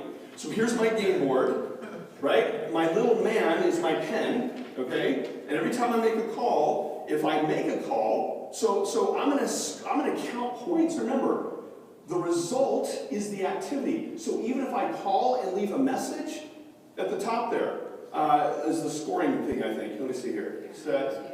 Wait, oh, there it is right there, very, very top. Yeah, voicemail message. M equal, you put an M, you put one M in the box for leaving a message. So if I leave a message, I can't control whether the person picks up the phone or not, can I? I can't control that. So if I make a call, I get to score 1 point. Awesome, I get to move my little man, just like you do on the board playing with your family, right? I get to move my little man, I get 1 point. If I spoke to a prospect, and the prospect goes, hey, F you, don't ever call me back, you jerk. And they're spitting on you through the phone, right? Like that's our worst thing that we have in our mind. If they do, they go, sweet, man, I just scored 2 points. I've completely taken the most out of it. I don't care. I'm getting closer to being done with this crap, right? That's my mentality. Because I want to just get through my baseline. It's the activity as a result. So I get to score 2 points. And by the way, you do want to get better at your scripts. You do want to be more professional on the phone and learn how to overcome objections. And the incentive for you to do that is if you speak to somebody and they set an appointment that's a guest invited, a one-on-one, an ASAP appointment. By the way, this is not a delivery. Don't cheat this and go, I called the client, they said yes, I can deliver their policy. 3 points, woo! Well, it's your game, but you're not going to win very, very much doing that, so don't do that. These are new appointments. I get to score 3 points. I'm going to show you what a sheet should look like here in a minute by one of the studs on our team, who unfortunately is not here today. Mark, is that 3 points, not 5? 3 points, yes, I'm sorry if I said 5. 3 points. So 1 point is a message, 2 points if I speak to them. Can you see just for a quick second how that removes the emotion from, oh God, I gotta get a result with this one person? It removes the emotion. It's like, okay, cool, I get to mark off 2 points. Now I'm gonna do my best to invite the person. I made the call. I'm gonna do my best to overcome the objections. Why not? They're on the phone. But even if I don't, my emotion is not tied to the result. My emotion is tied to, sweet, I scored 2 points. Does that make sense? Yeah. Everyone? Okay. So that's a huge, huge switch that we made. Mark, don't you have to ask them the question to get the 2 points? Yeah, you can't just, I mean, you can't call Uncle Bob. Let's say somebody in your might be calling Uncle Bob and you just have a conversation with him, but you never say, hey, will you help me with my training? Hey, Uncle Bob, I know you're between jobs. I'd love to get you down to the corporate. You've got to ask me a question that puts you in a position to hear a no. That's the factor that you're looking for. The factor is what I'm saying, could the person say no to? If the answer to that is yes, they could say no, then that counts in the system. That counts for the point. Just to make sure that you are seeing it. Because remember, the game, you do want to start training the results for you. And I'm going to show you here in a minute again a sheet of what a sheet should look like in a week of somebody who, by the way, other than Rachel Q, is the #2 personal recruiter in our base shop. He got a hold of that. He got a hold of that system, and holy cow, he hasn't looked back. It's been crazy. And that a lot of Daniel and his team, this one gentleman I'm talking about, has driven a lot of that double-digit recruiting you're seeing. Okay? So I'm going to just pause for a quick second. Does anybody have any questions over what I've covered so far? I saw some hands maybe kind of poke up a little bit. No? Okay. All right, great. All right. So here's what a sheet should look like. I know this is not the most clearest picture This sheet is the same sheet you have. It's the same sheet you have in your hands. I'm going to go up here and read some numbers because I know this is small. This is Evan Janis's weekly sheet. First thing I want to point out is what he's telling himself. What are you telling yourself? When you're making calls, what are you telling yourselves? Here's what he's telling himself. It's a new week. Great things are going to happen. I didn't write that on the sheet. He did. I got his sheet. I'm like, dude, did you put that there? He goes, yeah. I'm like, that's awesome. That's awesome. I probably would put something like, man, I hope it's a better week this week than last week. That's probably what I would put. I love that. And so this is from the end of November through the first week of December. That's actually 12-2, not 1-2. Okay, so here's Monday, here's Tuesday, here's Wednesday, here's Thursday, here's Friday. This guy's a machine. He gets in the office, he goes, you know what? The quicker I can score 50 points is his goal. 50. So he completely fills up the blocks on a daily basis. He doesn't care what people say. He doesn't care if they answer or if they don't, because if I leave 50 messages, I'm going to get some calls back, right? But here's kind of an average. So out of 50, so this day here, he scored 52 points. I'll read these numbers. 37 calls, 2 appointments. Okay, 2 appointments. The next day, 51 points. Okay, so you can see here's S, so he spoke to one person, that's 2 S's. Here's an M, here's another set of S's, M, S, M, A, 3 A's. Oh, sweet. An appointment, right? I'm sorry if I'm standing in the way of some of you guys back there, but 3 A's. M, S, 2 S's, that's 1 call. There's another appointment. So he scored 51 points, 32 calls, 4 appointments he set there. 69 points on Wednesday, 54 calls, 4 appointments. 51 points, 34 calls, 1 appointment. 52 points, 35 calls, I think that's 3 appointments. Here are all the appointments and people down here at the bottom that he's set up. Okay? How many of you would like to go, man, in a week, if I set all that up, I think I'd probably have something going on. I think I'd probably have some guests, I'd probably make some money, right? But how many of you don't have activity like this? This is why this guy, who was the #2 recruit in our whole hierarchy the whole year, 25 personal recruits, 34 in his base shop during the course of the year. Of course, the majority of that was his own personal. So this is a guy who, by the way, and Daniel will remember this, he came into my office one day and he sat down, and literally, this has probably been there maybe 3 months. He was just starting to kind of get some traction in the business, but he had hit a wall. And I remember him sitting down, and I was coaching Daniel on how to help Evan through some things. I remember he literally sat down, and I could just tell the look on his face, and his lips started to quiver, and he goes, I don't know if I can do this anymore. Like he was not getting results. And his emotion was still tied to the result. I worked with him and coached him even more on, hey, your result isn't the result that you're looking for. Your result is the activity. And I got him to buy into that idea. And so this is his sheet, right? 1 week. And by the way, it's week after week. Here's his next week. Hey, Mark. Yes. Now, how long's Evan been with us? About a year. About a year, and 25 personal runs. the 25 directs, he was the only senior associate to qualify for the pay. Yeah. Yep, and he couldn't make it because of his flight and stuff, but here's 12.5 to 12.9. Look, here's his internal dialogue. New day, new week, lots to look forward to. Right? I love that. I mean, having this guy come from a ministry background, having no experience in this industry, and giving him the opportunity to completely change his life. His wife, Lizzie, who wasn't initially supportive, was not only on his team, just got her securities license. She'll be with him here at this event. I mean, completely, a complete turnaround as a result of not tying the emotion to the result, but just playing the game, right? He just played the game. 25 directs, okay? Here's the sheet. M, S.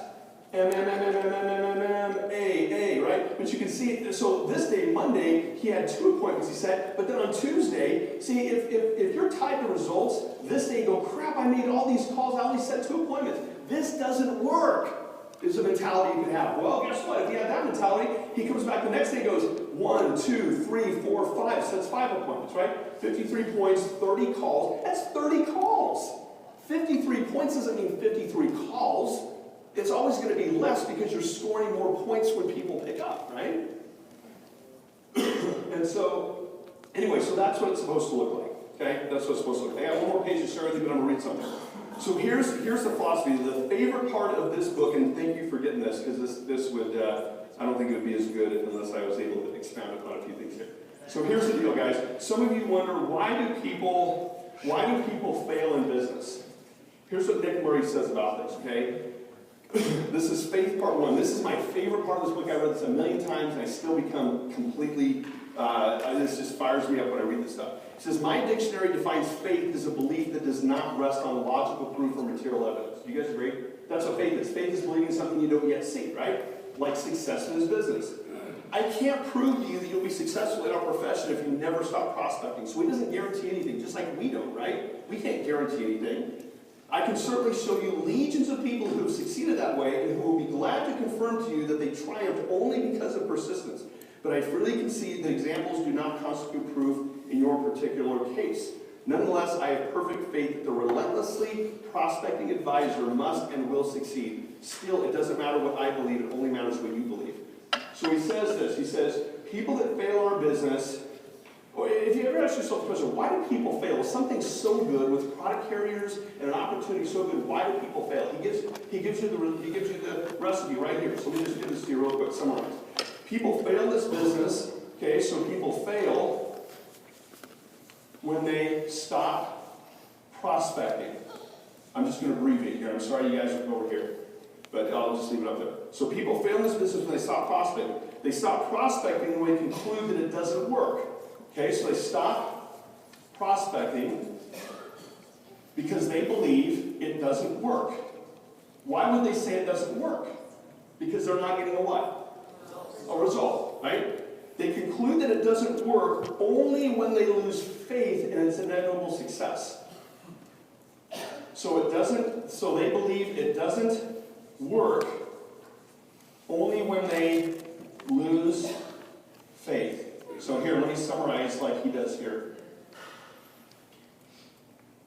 So to synthesize this conclusion in a slightly different way, and listen to this is WFG.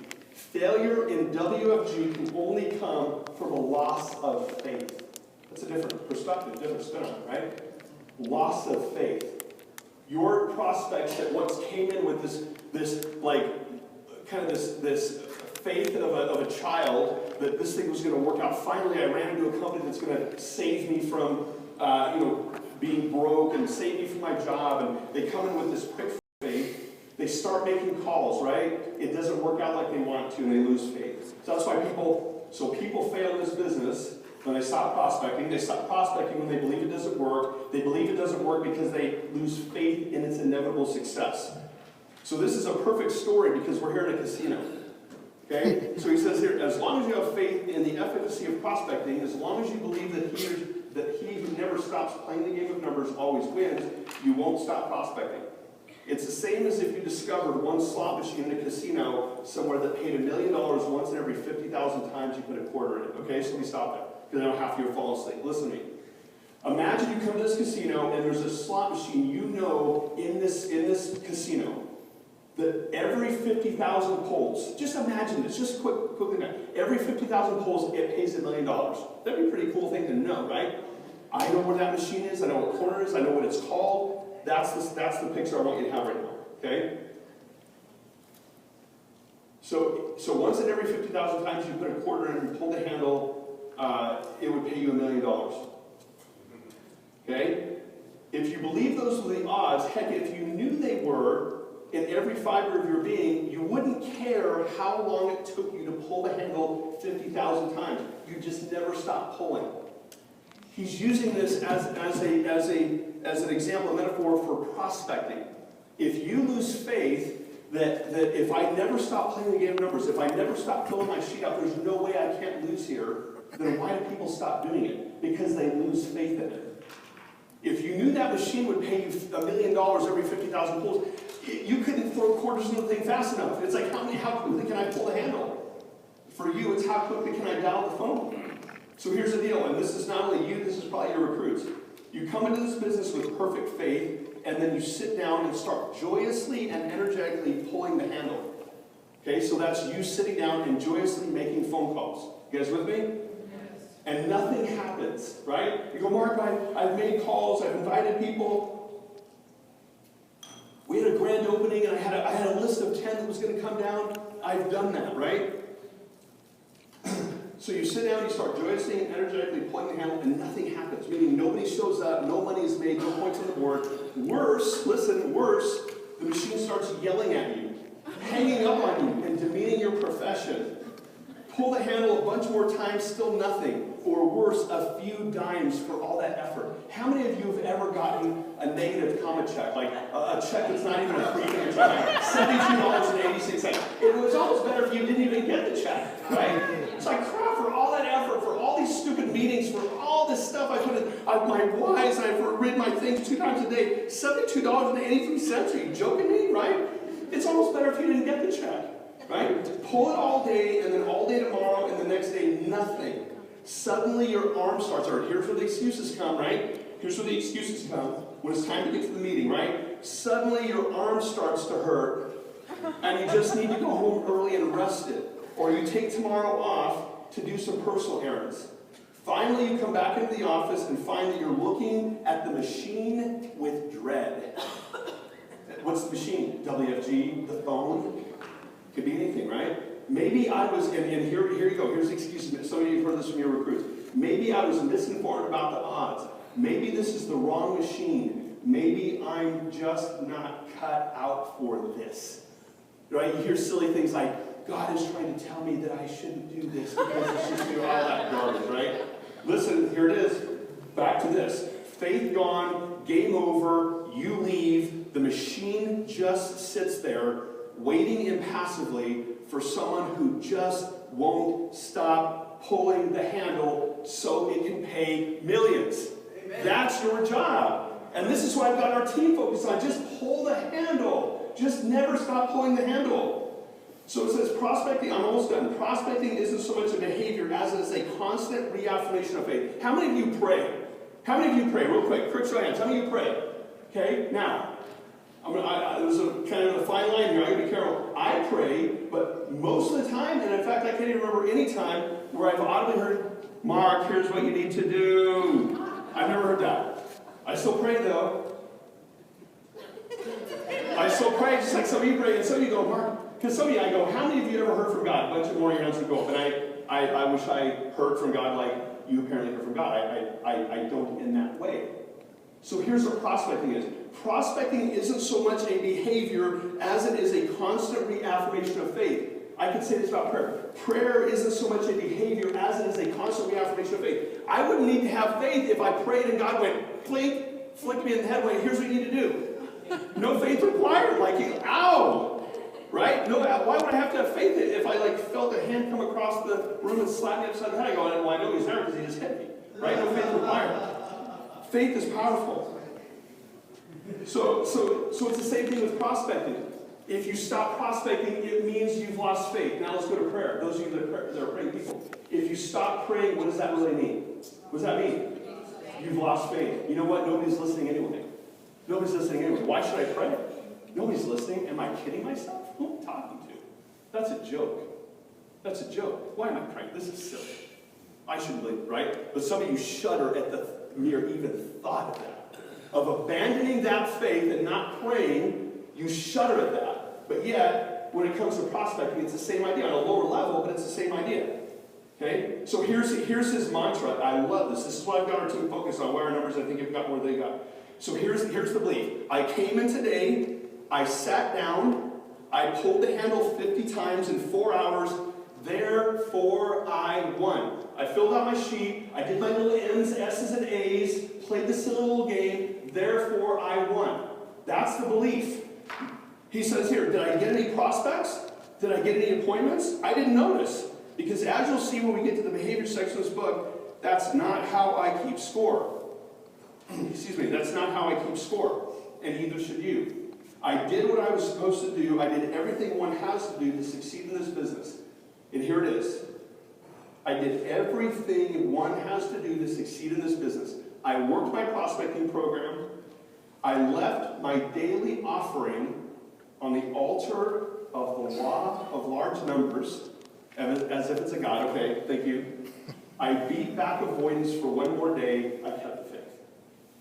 I kept the faith. This business is about faith. People fail in this business when they lose faith. Not because they're not good enough, because they lose faith. And I've got people focused on that's what it's supposed to look like. So if your sheet doesn't look like that, or you have nothing that looks like that, that's why you're not making it. And I will end on this. I love showing this. You know, any job that you could possibly have or interview for, your boss, hold on one second here, and I know I need to wrap up. But here's the thing, I was talking to Tony about this the other day. You need to believe in what you do so much, because here's why. If you were offering somebody a job, and let's say you were the boss, and they were going to be your employee, and you interviewed them. Or some of you, most of you have been through interviews before, and you sit there across the desk hoping that this person hires you, right?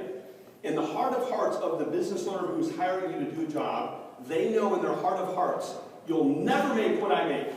You'll never make what I make. I'm a business owner, I own the business, I'm hiring you as my staff member, I'm hiring you as my gopher, whatever it is I'm hiring you for. You'll never make what I make.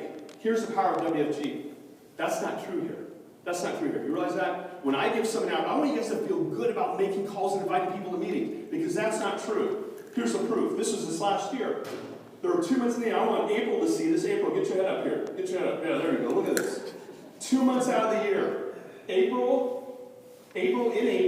that's probably why. In July, kick my ass in income. Check that out. Where's that going to happen in corporate America? I don't mind showing that. This is a nice field. I don't mind showing that at all. I'm not embarrassed of that. You know why? Because they're on my team. And when I say, hey, this is a true opportunity to change your life, I can be congruent. I'm not lying. I go, look, there's people on my team that, it doesn't happen very many months because I have a bigger team than both of my team, right? But there are months where somebody can out-earn me as the quote-unquote boss. That would never happen in corporate America. Feel good about what you represent. Stay focused on the game of numbers. Don't tie your emotions to the results, but the activity is the result. I gotta go. Thanks, guys.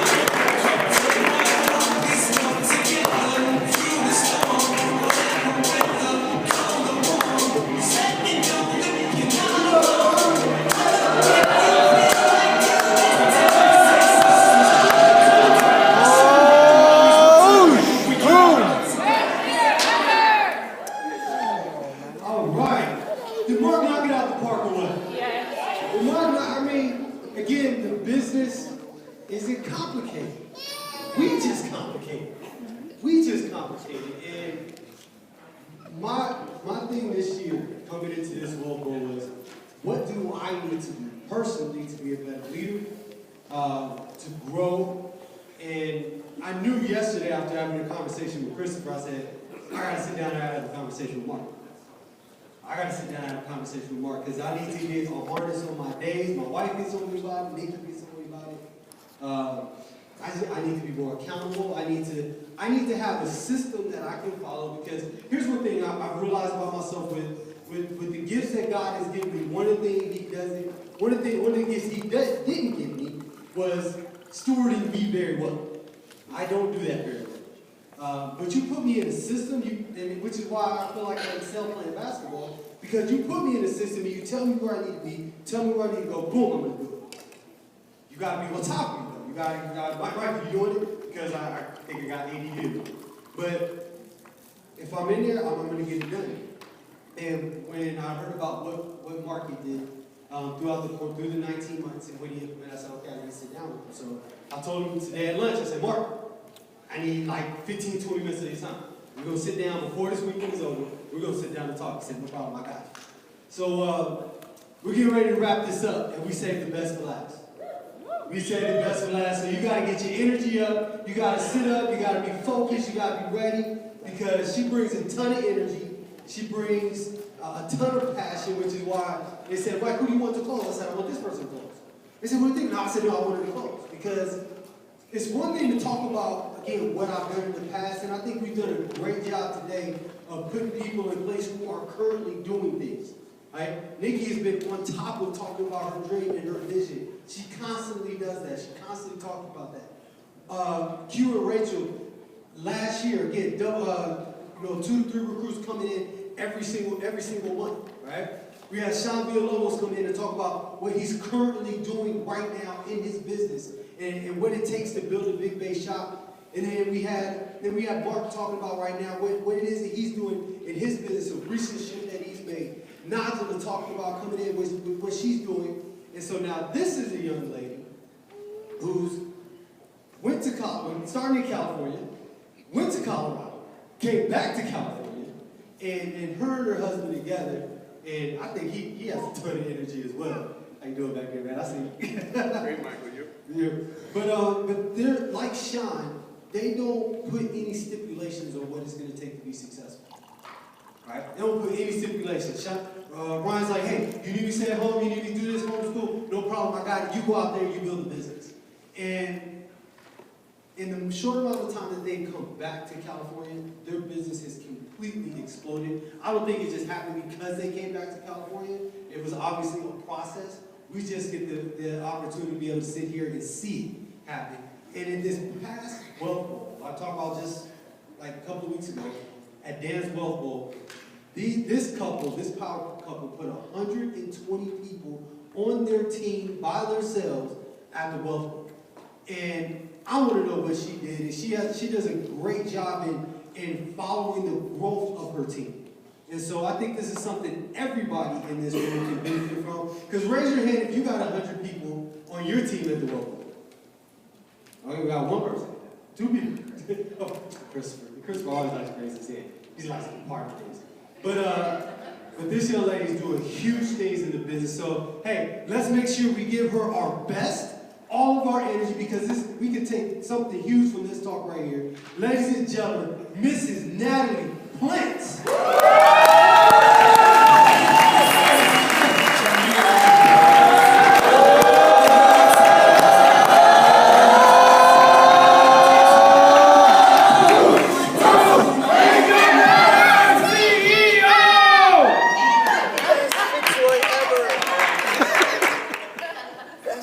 It's not a jabroni.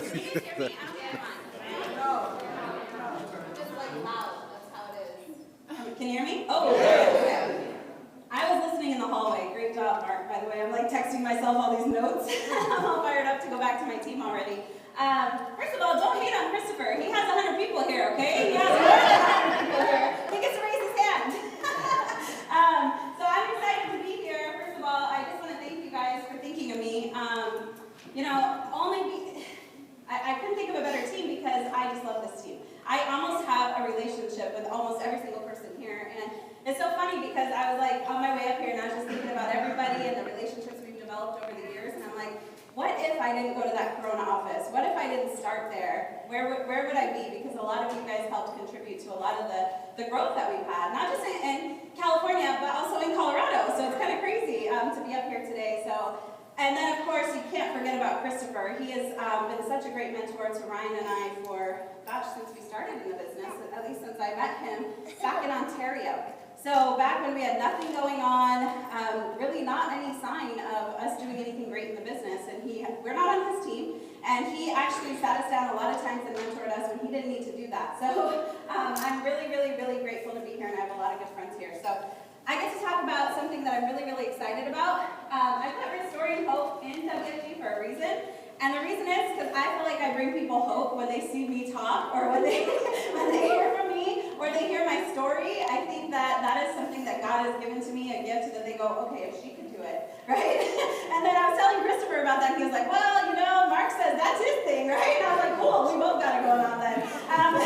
So I'm excited about that. I get to talk a little bit about me, which is my favorite subject. Okay, so right here, this is me. I'm just telling you, this is me and my hubby who's here in the room. I started in the business at this age. I wasn't this age. What am I talking about? I started another business at this age.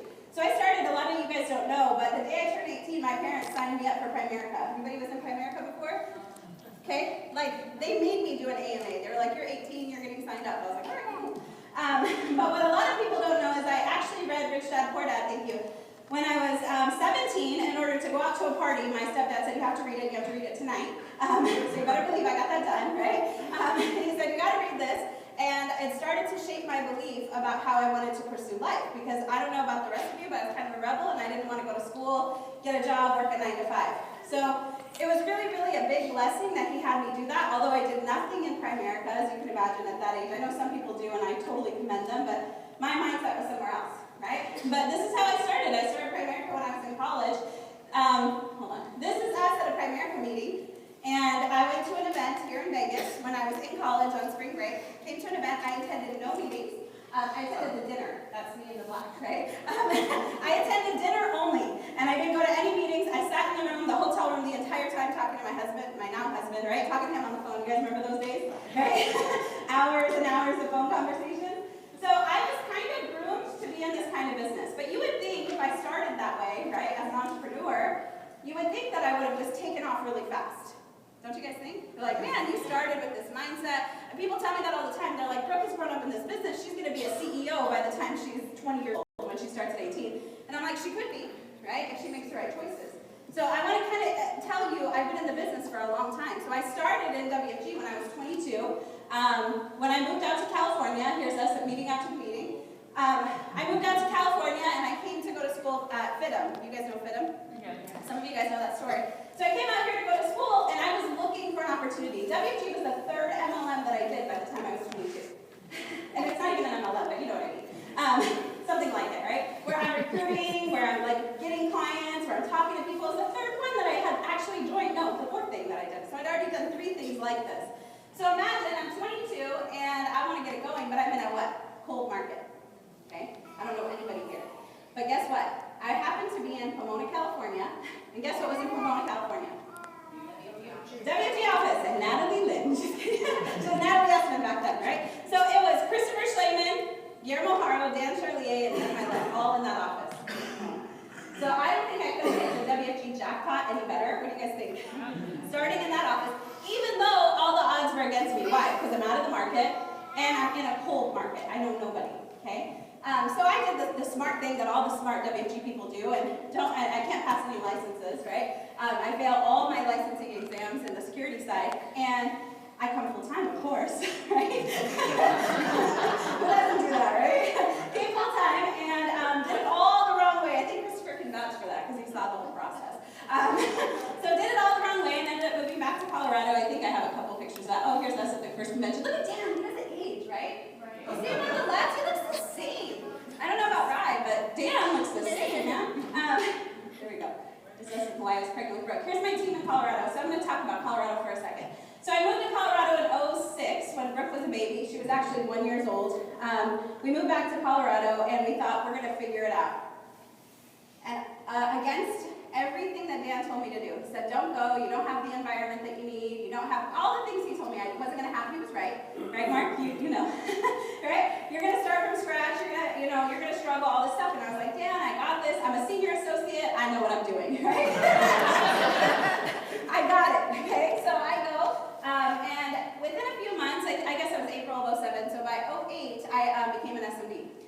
And the reason why is because I had, you guys know Edward Musgrove, right? He's like SMD now, this so-called big shot, right? It's big shot. Anyway, he was part of my exchange leg in California. And he had, in my exchange leg, there was like, I don't know, 25 to 30 licensed agents in that leg and 4 senior associates. So imagine I'm above all of them, and I'm a senior associate, I'm not overriding any of them, and now I'm in a new state. So I was like, forget this, I'm going SMD. So I go SMD, and I started to develop a team, and we worked out of an office in northern Colorado, and this was my team here. It's kind of crazy looking back to, by the way, because the gentleman in the front in the suit, he actually passed away on December 19th. So I'm helping his wife with all of his stuff right now. And I sometimes wonder, why did I move out there, you know? And as more and more people on my team that happens to, I wonder if that's why God put me out there so that I can help them, you know, and their families. But this was my team, and that is pretty much the extent of it growing. You guys came to that office a couple times. I think my biggest meeting attendance was 20 people, and that was at our grand opening at our first office, right? And we were fired up about it. Like fired up, okay? I was like, yeah, we're big time, okay? But I want to talk about what we did after this, okay? So we made a shift. Hold on, let me go back. So in 2011, I did something called Elite Circle. You guys have heard of this? Yes. Yeah? And I was doing the Rachel, right? I call it the Rachel because she did it first. I was flying back and forth from Colorado to California. And I hadn't thought about doing it, but I think Ryan had a conversation with Q at Vegas or something that year, and he said, well, Rachel's been flying back and forth, and of course, we had never thought about doing that, it just never crossed our minds. And he was like, babe, you should do it. And I was like, what? He's like, fly back and forth. I'm like, really? That's crazy. Every 2 weeks? And he said, yeah, you should do it. And so I did. I flew back and forth, and I didn't really realize how much I missed until I flew back and forth. Now, I've been at all conventions, all the big events, and all of that leading up to this point, but going back and being around people and them expecting you to perform because it's Elite Circle, and being around the right associations, you start to change and you don't even see it. Okay, a lot of you guys have been through it, you've been changing, you don't even see it. Where's the timer? Because I don't want to go too long. Yeah, okay, well, you're going to have to help me. So I'm going back and forth, and then I come home one time, okay, one of the times after Elite Circle, you guys understand, and I graduated that Elite Circle with some of you guys here, but I flew back and forth every 2 weeks, and I come home, and I remember this like it was yesterday. Ryan said, we got to move back. Now, if you guys know my husband, he is so not a California dude, okay? He loves the cold, he loves like less people, although I don't know how true that is now, but he loves Colorado, and he wanted to live there. What's going on? Everybody's looking at my baby because he's so cute. You're distracted by a baby. I would be too. He says, we gotta move back. And I really thought he was joking. I was like shocked. And I'm like, what are you talking about? He said, you're so different when you do the business in California.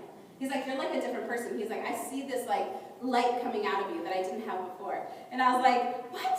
Like me? Right? So I didn't understand, but I was like, okay, cool. I want to live in California my whole life. That was my dream. So he was good with it. I said, okay. But it didn't all work out that way. I went back and forth about it. Finally made the plunge. Now I want you guys to think about this, okay? I have a team. It took me 5 years to build up 20 damn people. I got to leave 20 people. It took me 5 years to build them up, and now I'm talking about leaving them. And by the way, it wasn't like I was doing so bad for Colorado standards, okay? I made between $80,000 and $90,000 a year. 90 was my height, and I think I did it 1 month, right? Like I got to the 90, and then it fell off the next month or something, but I can say 90. So I did that, and in Colorado, we were living in a big house, right? It was actually on a lake in Loveland. It was like $1,200 a month, right? And then we're gonna move to California. And our office rent, our entire office, we had our own office, was $350 a month. Okay? So you could live pretty large in Colorado. You know, we had no debt. I mean, it was just like, whatever, right? You're just living. And so when he's saying this, I was like, okay, whatever. So we come out here, we leave our team, and what we did with our team was we mapped our team out. At the time, when MAP came out, just so you guys know, and I'm going to be talking about MAP a little bit more, when MAP wasn't there before, but when it came out, it was a saving grace for my business, because I didn't know what to do with all these people that really depended on me, and I cared about every single one of them. So we mapped them out. Now we're leaving our family, who, by the way, we're very, very close with. And not to mention I have a little brother and sister, so they're Brooke's age or younger, and I'm very close to them. So we're leaving all of our family, Ryan's family, my family, to go start from scratch again, which we didn't do so great the first time. We did okay. Anybody would sign up for that, right? And then we developed some clients and all that stuff, but the thing that we had out here was, well, sunshine, of course, but we had this energy team was out here. And we needed the associations. I need the associations. Natalie Plant. I don't know about all of you, but I needed the associations. So we come out here, and guess what? You guys already rented an office, and pretty much all the spots were gone. So who was in Corona with me when we moved to that office on wherever it was? A bunch of you, right? Do you know that I was like begging for a cubicle, because that's all there was. So I got a cubicle for almost the same amount that I was paying for my office in California. Imagine.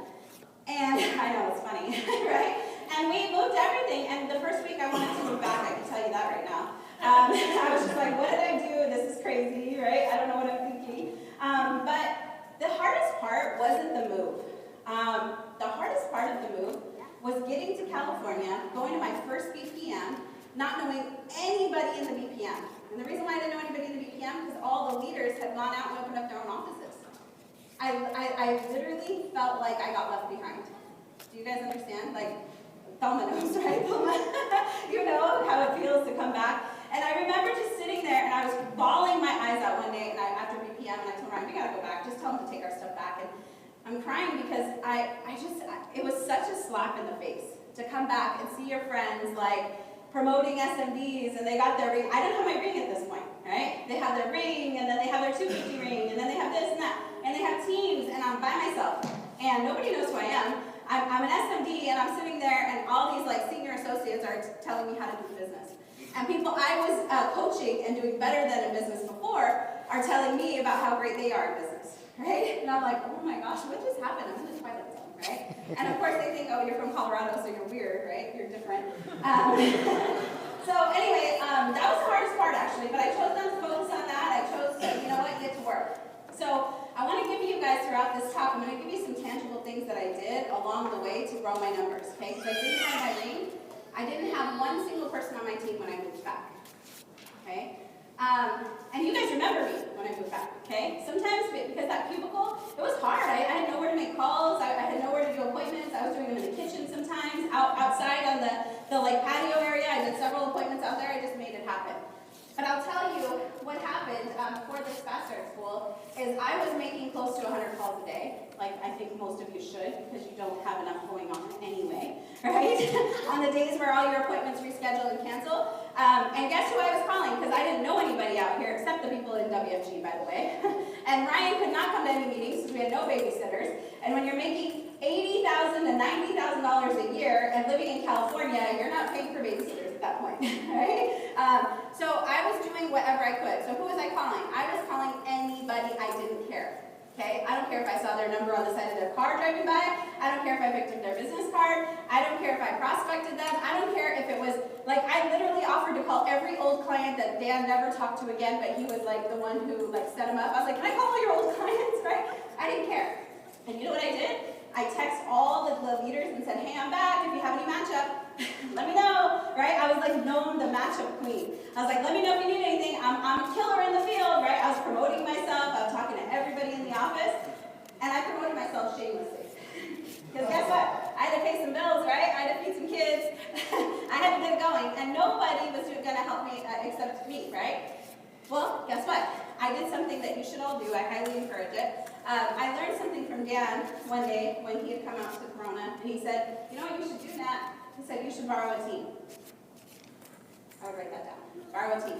And what he meant by borrow a team was he said, you don't have a team, but why couldn't you practice with the team you have here, the team that's here? And I didn't understand what he meant, but he meant start mentoring people like they're on your team. Start working with them like they're on your team. When somebody gets recruited and you get matched up to them, work with them like they're on your team. Have them come to your meeting after the meeting. Call their list. Do everything you're supposed to do just like it was your team. And I was like, all right, I don't have anything going on anyway. So I started doing that. And Dan, of course, is a great recruiter. So anybody he did, I did such a great job. Guess who he sent them to all the time? To me, right? So he would recruit somebody, they're in Corona. Natalie Plant's gonna mentor you. Natalie Plant's gonna do your interview. Natalie Plant's gonna do this. Pretty soon I started getting a bunch of people to do that. And I remember one day, okay, and I thought it was pretty cool, right? Because I even like hired this lady. She was only like, it wasn't even like a real hire, it was like a trade. But I was cool. I hired her and said, hey, schedule all my matchup. Everybody wants to go in the field with me. I'm the new Jen Ramos. You'll know that reference, right? That's what I used to tell myself. I was like, I'm matchup queen, right? And so I thought I was doing great, and I was. I finally got my ring, and it was all from matchup. And Christopher said something to me. You guys are going to have to write this down too. Christopher said, do you want to be the one that you're being matched up to, or the one who's giving matchup?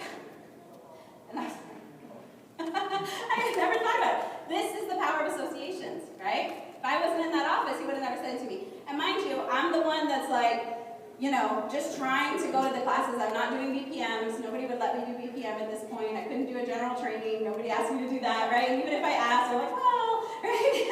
You don't have a whole lot going on. But I was doing matchup, and I borrowed a team. And when he said that to me, I was like, you know what? I need to focus on recruiting. Because I really had done that. I was just trying to make money. I don't know if any of you guys can relate. So I started to focus on building a team. This picture is really significant because it's the first meeting that I actually had anybody in attendance at. In 2012, and I started taking pictures because I wanted to physically see the growth of my team. You understand? So that was when we moved back the same year. And then what happened at that point, and I'm going to tell you about the things that we did along the way, but it was just the association with my babies. So this is Wellco. We're going to fast forward 2012. I'm going to tell you what we did in between there. A whole lot of matchup and a whole lot of nothing else. But the sheer associations with people that were getting after in the business changed me. okay? Meaning I was in an office with some of my friends that I told you were beating me. I didn't care when I was in Colorado because I never saw them. Now I'm in an office, I'm face to face with them, and I'm like, how many people you got at the meeting? Oh, I got 20 people. I'm like, oh, great. How many people you got at Fast Start School, right? I start seeing the leaders' bulletins, I start actually looking at them, I start caring about this stuff. When you don't look at it, when you don't pay attention, you don't care about any of this stuff. You kind of keep yourself out of the meetings, you don't pay attention to what's going on, you don't care. I let it bother me that I only had so many people. And my identity was not to not have a team. It's the weirdest thing if you've ever had a team to go to a meeting when you're by yourself. So I said, I'm not going to go to Wealthful at all, ever being in California with less than 10 people, because I know it starts at 10 people, okay? Anybody here have less than 10 people here? Let me see. A couple of you leaders. That's got to be the last time. Any big event, less than 10 people, the business is completely different when it starts at 10, and there's these milestones, and that's one of them, okay? So 10 people at the meeting. There's this little fireball there. You see her in the middle, Diane Valdez. She was, I'm going to come back to the map, right? So there's a lady on my team that you guys know, Sherry Wignall, that was mapped to Mark and Dina Onstott. Best thing for her because she was staying out in Colorado. I'm moving out here. We're like, we need somebody from Synergy team, okay? This is very important. I meet this girl, Diane, who's under Sherry, right? See that girl to the right? This girl up here, next to me? Yes? No? Yes. You guys like? She is Sherry's sister. Adopted, obviously. That's her sister. And she knew Diane. She worked with Diane out in some place, right? So she refers Diane. We actually prospect her on Facebook is how we got her.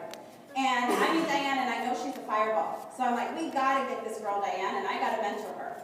And once I get her, okay, because you guys gotta know this is part of my growth was finding a rabbit. Once I got her, I knew I had a rabbit. This is super important. And I said, we gotta map her. She's gotta be mapped to me. I'm working with her, she's gotta be direct to me. I'm working with her in another state. Sherry, you gotta map her, right? So I begged her. So we mapped her to me, and that changed my entire business at that point.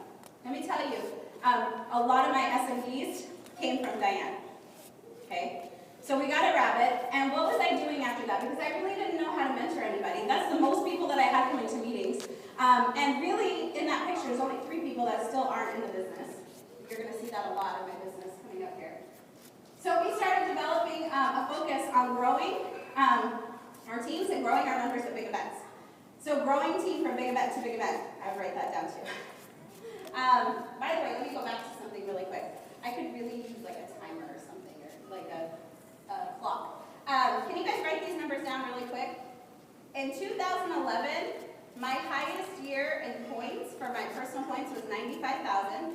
And then my base shop did 134,000 before I moved to Colorado. My highest year in recruiting was in 09, it was like 94 when I was in Colorado. And then the year I left, it was 58 base recruits, okay? By 2012, when we went to Wealthful, we had only recruited 29 base shop recruits, but my production went up to 125,000 and my base went to 161. My first year here, I don't know anybody, those of you that have that excuse, yes? I know nobody, and we went up in production the year I moved here. And remember, most of that was matchup, so that was like half. You guys get it? Yeah? You with me? Yeah. Okay. So we recruited this girl named Diane, and we went to Tony Robbins. You guys know Tony Robbins? Yes. We went to Tony Robbins. He's laughing because he was with me, and he remembers. We go to Tony Robbins, and it was kind of crazy because I was one of the weirdos that actually implemented a lot of the stuff that I learned. Go figure. Okay? And guess what? I don't know that I should have been at Tony Robbins. Like, I remember, it's so funny because I'm about to go to UPW for the 3rd time. Thank you, Nat. I'm about to go to UPW for the 3rd time. And I was telling one of the girls on my team, because we're taking all these people with us on our team. And I was like, whatever you do, don't drive back and forth. I'm like, because I did that my first time I went to Tony Robbins. I remember being broke, right? And having a car full of like 9 of us deep in a van. Remember that? Right? We're going back and forth with Tony Robbins. Didn't get a hotel, never even crossed our mind. From LA to Corona, if you've ever been, it was like ridiculous. Because we got like 2 in the morning and started at 8. WFG convention style, right? Anyway, it's just funny going back because I would never even think of that now. Right? Let me tell you why. Because this is actually one of my points here. Because my standards have changed throughout the years. Because I implemented the stuff that I learned at Tony Robbins. Yes?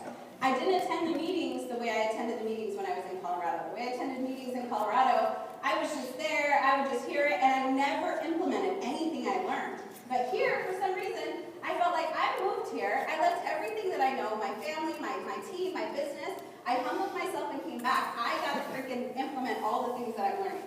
You guys understand? So my perspective and my thoughts were different than when I just had it and I had it all handed to me and I took it all for granted. You guys might be sitting in the room like this too, right now. I didn't take it for granted. I moved here and left everything and I said, okay, Natalie, in California, you got a 5-year shot. You got a 5-year shot to make something happen in this business. I wasn't going to give up. I just was like giving myself a deadline, if that makes sense.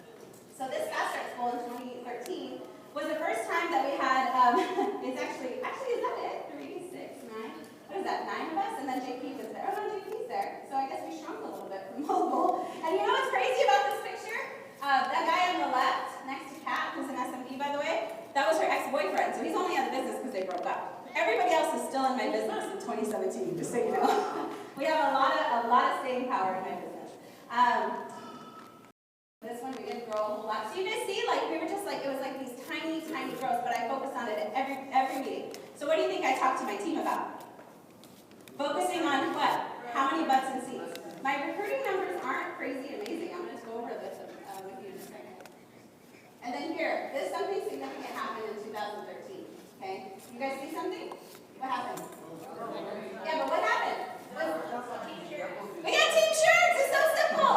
It's crazy. Some of you guys don't even have team shirts and there's 10 of you.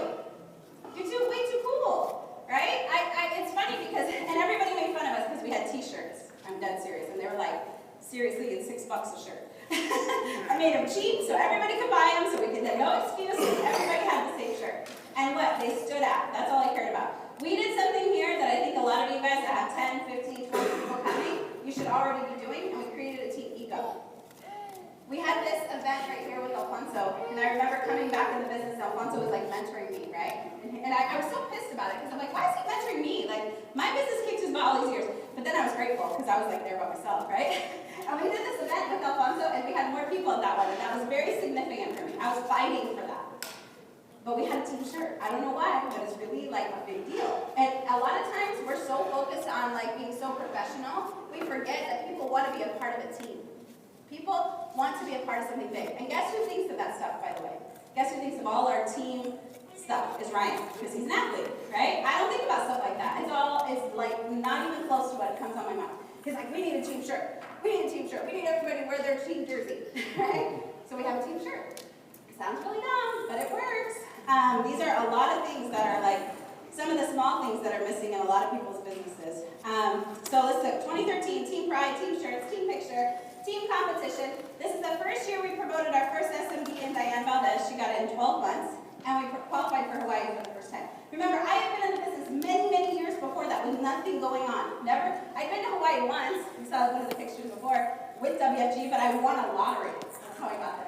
You think like personal production and you get like a ticket in there, and they happened to pull my name. I was 9 months pregnant with Brooke when I went. You better know I was going to go. You remember that? Yeah, you better know I was going to go. It was free. So it was the first time we qualified for Hawaii and promoted our first SMB. Do you know what that meant?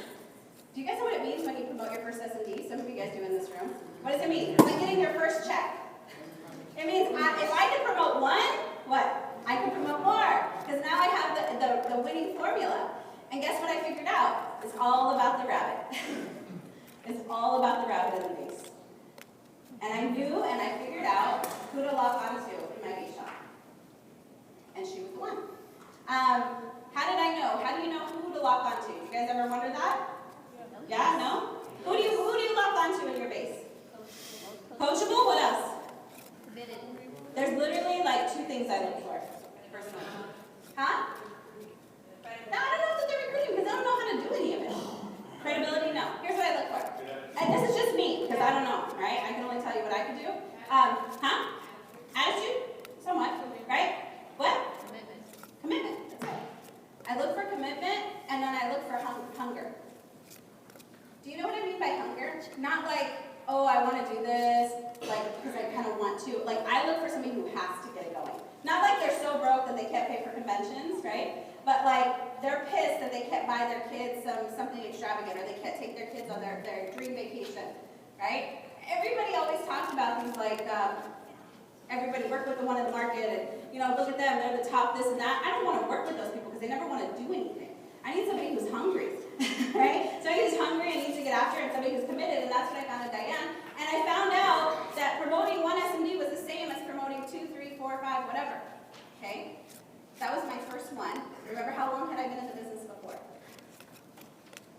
been in the business since, '04.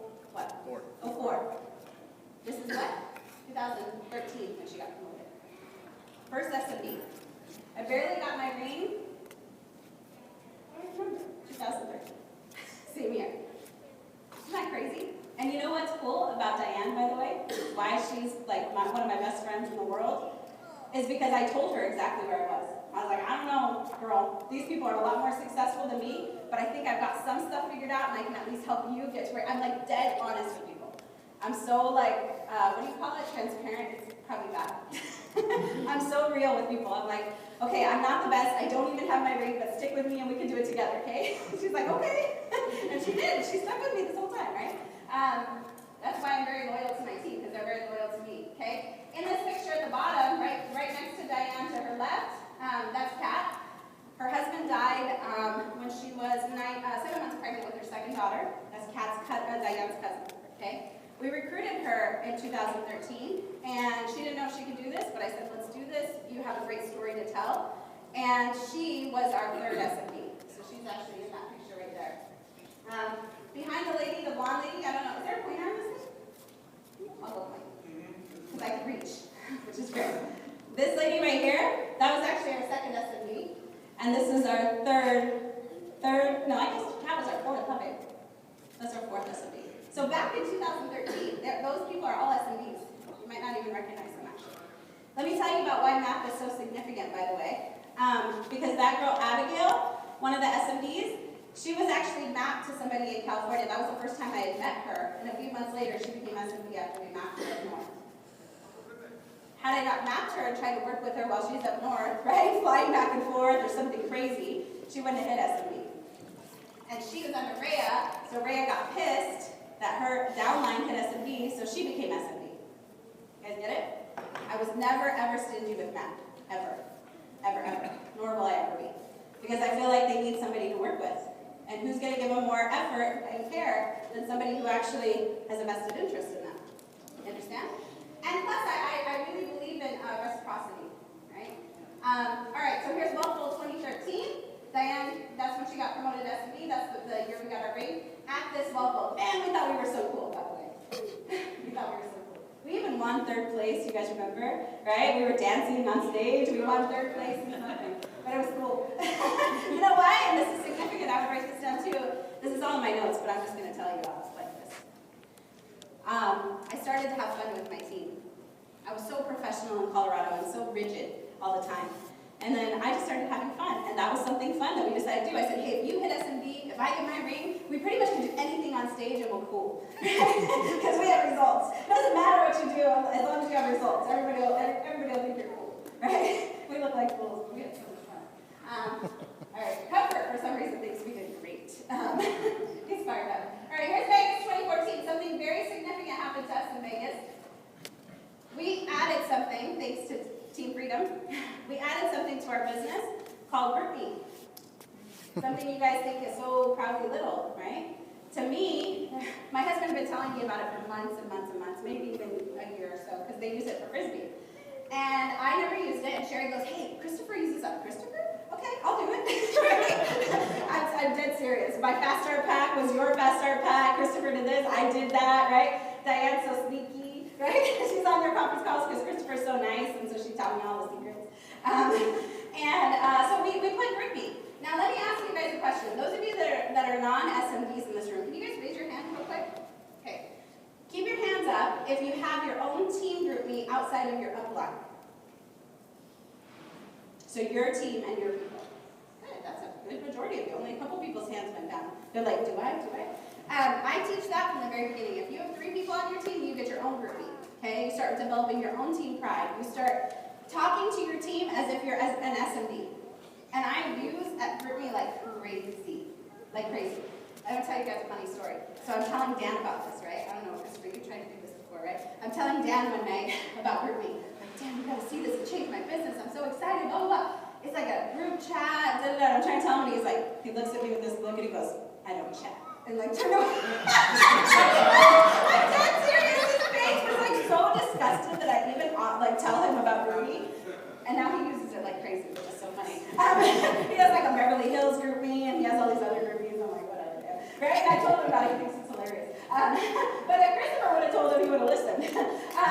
So I'm telling you now, right, because I really truly believe that was a turning point for my team, because you don't know, but a lot of people communicate, and they need something that's communicating to them that's positive every single day, all day. I've seen people's groupies, and they put like 3 or 4 posts a day. You know how many posts I put a day if you're on my groupie? How many think? 15.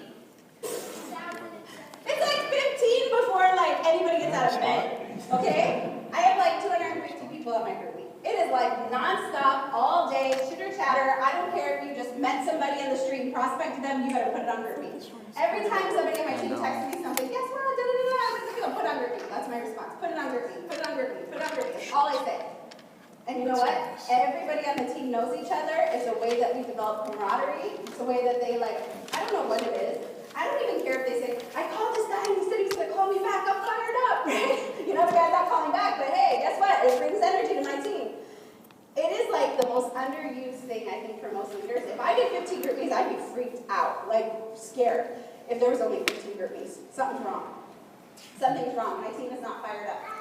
The days, and you know what a lot of our grouping is, by the way, because it's not all professional, this and that. It's like pictures. Like we do some green time, which I'm going to talk about in a second. We take a picture every time. We put everybody on blast who's not there, show who's there. We take pictures all day. In a meeting like this, I already set like 6 groupies when I was here, right? Talking about you guys in this meeting. We do videos, all kinds of stuff, right? That changed my whole business. Thank you, freedom, right? So here's us in Vegas.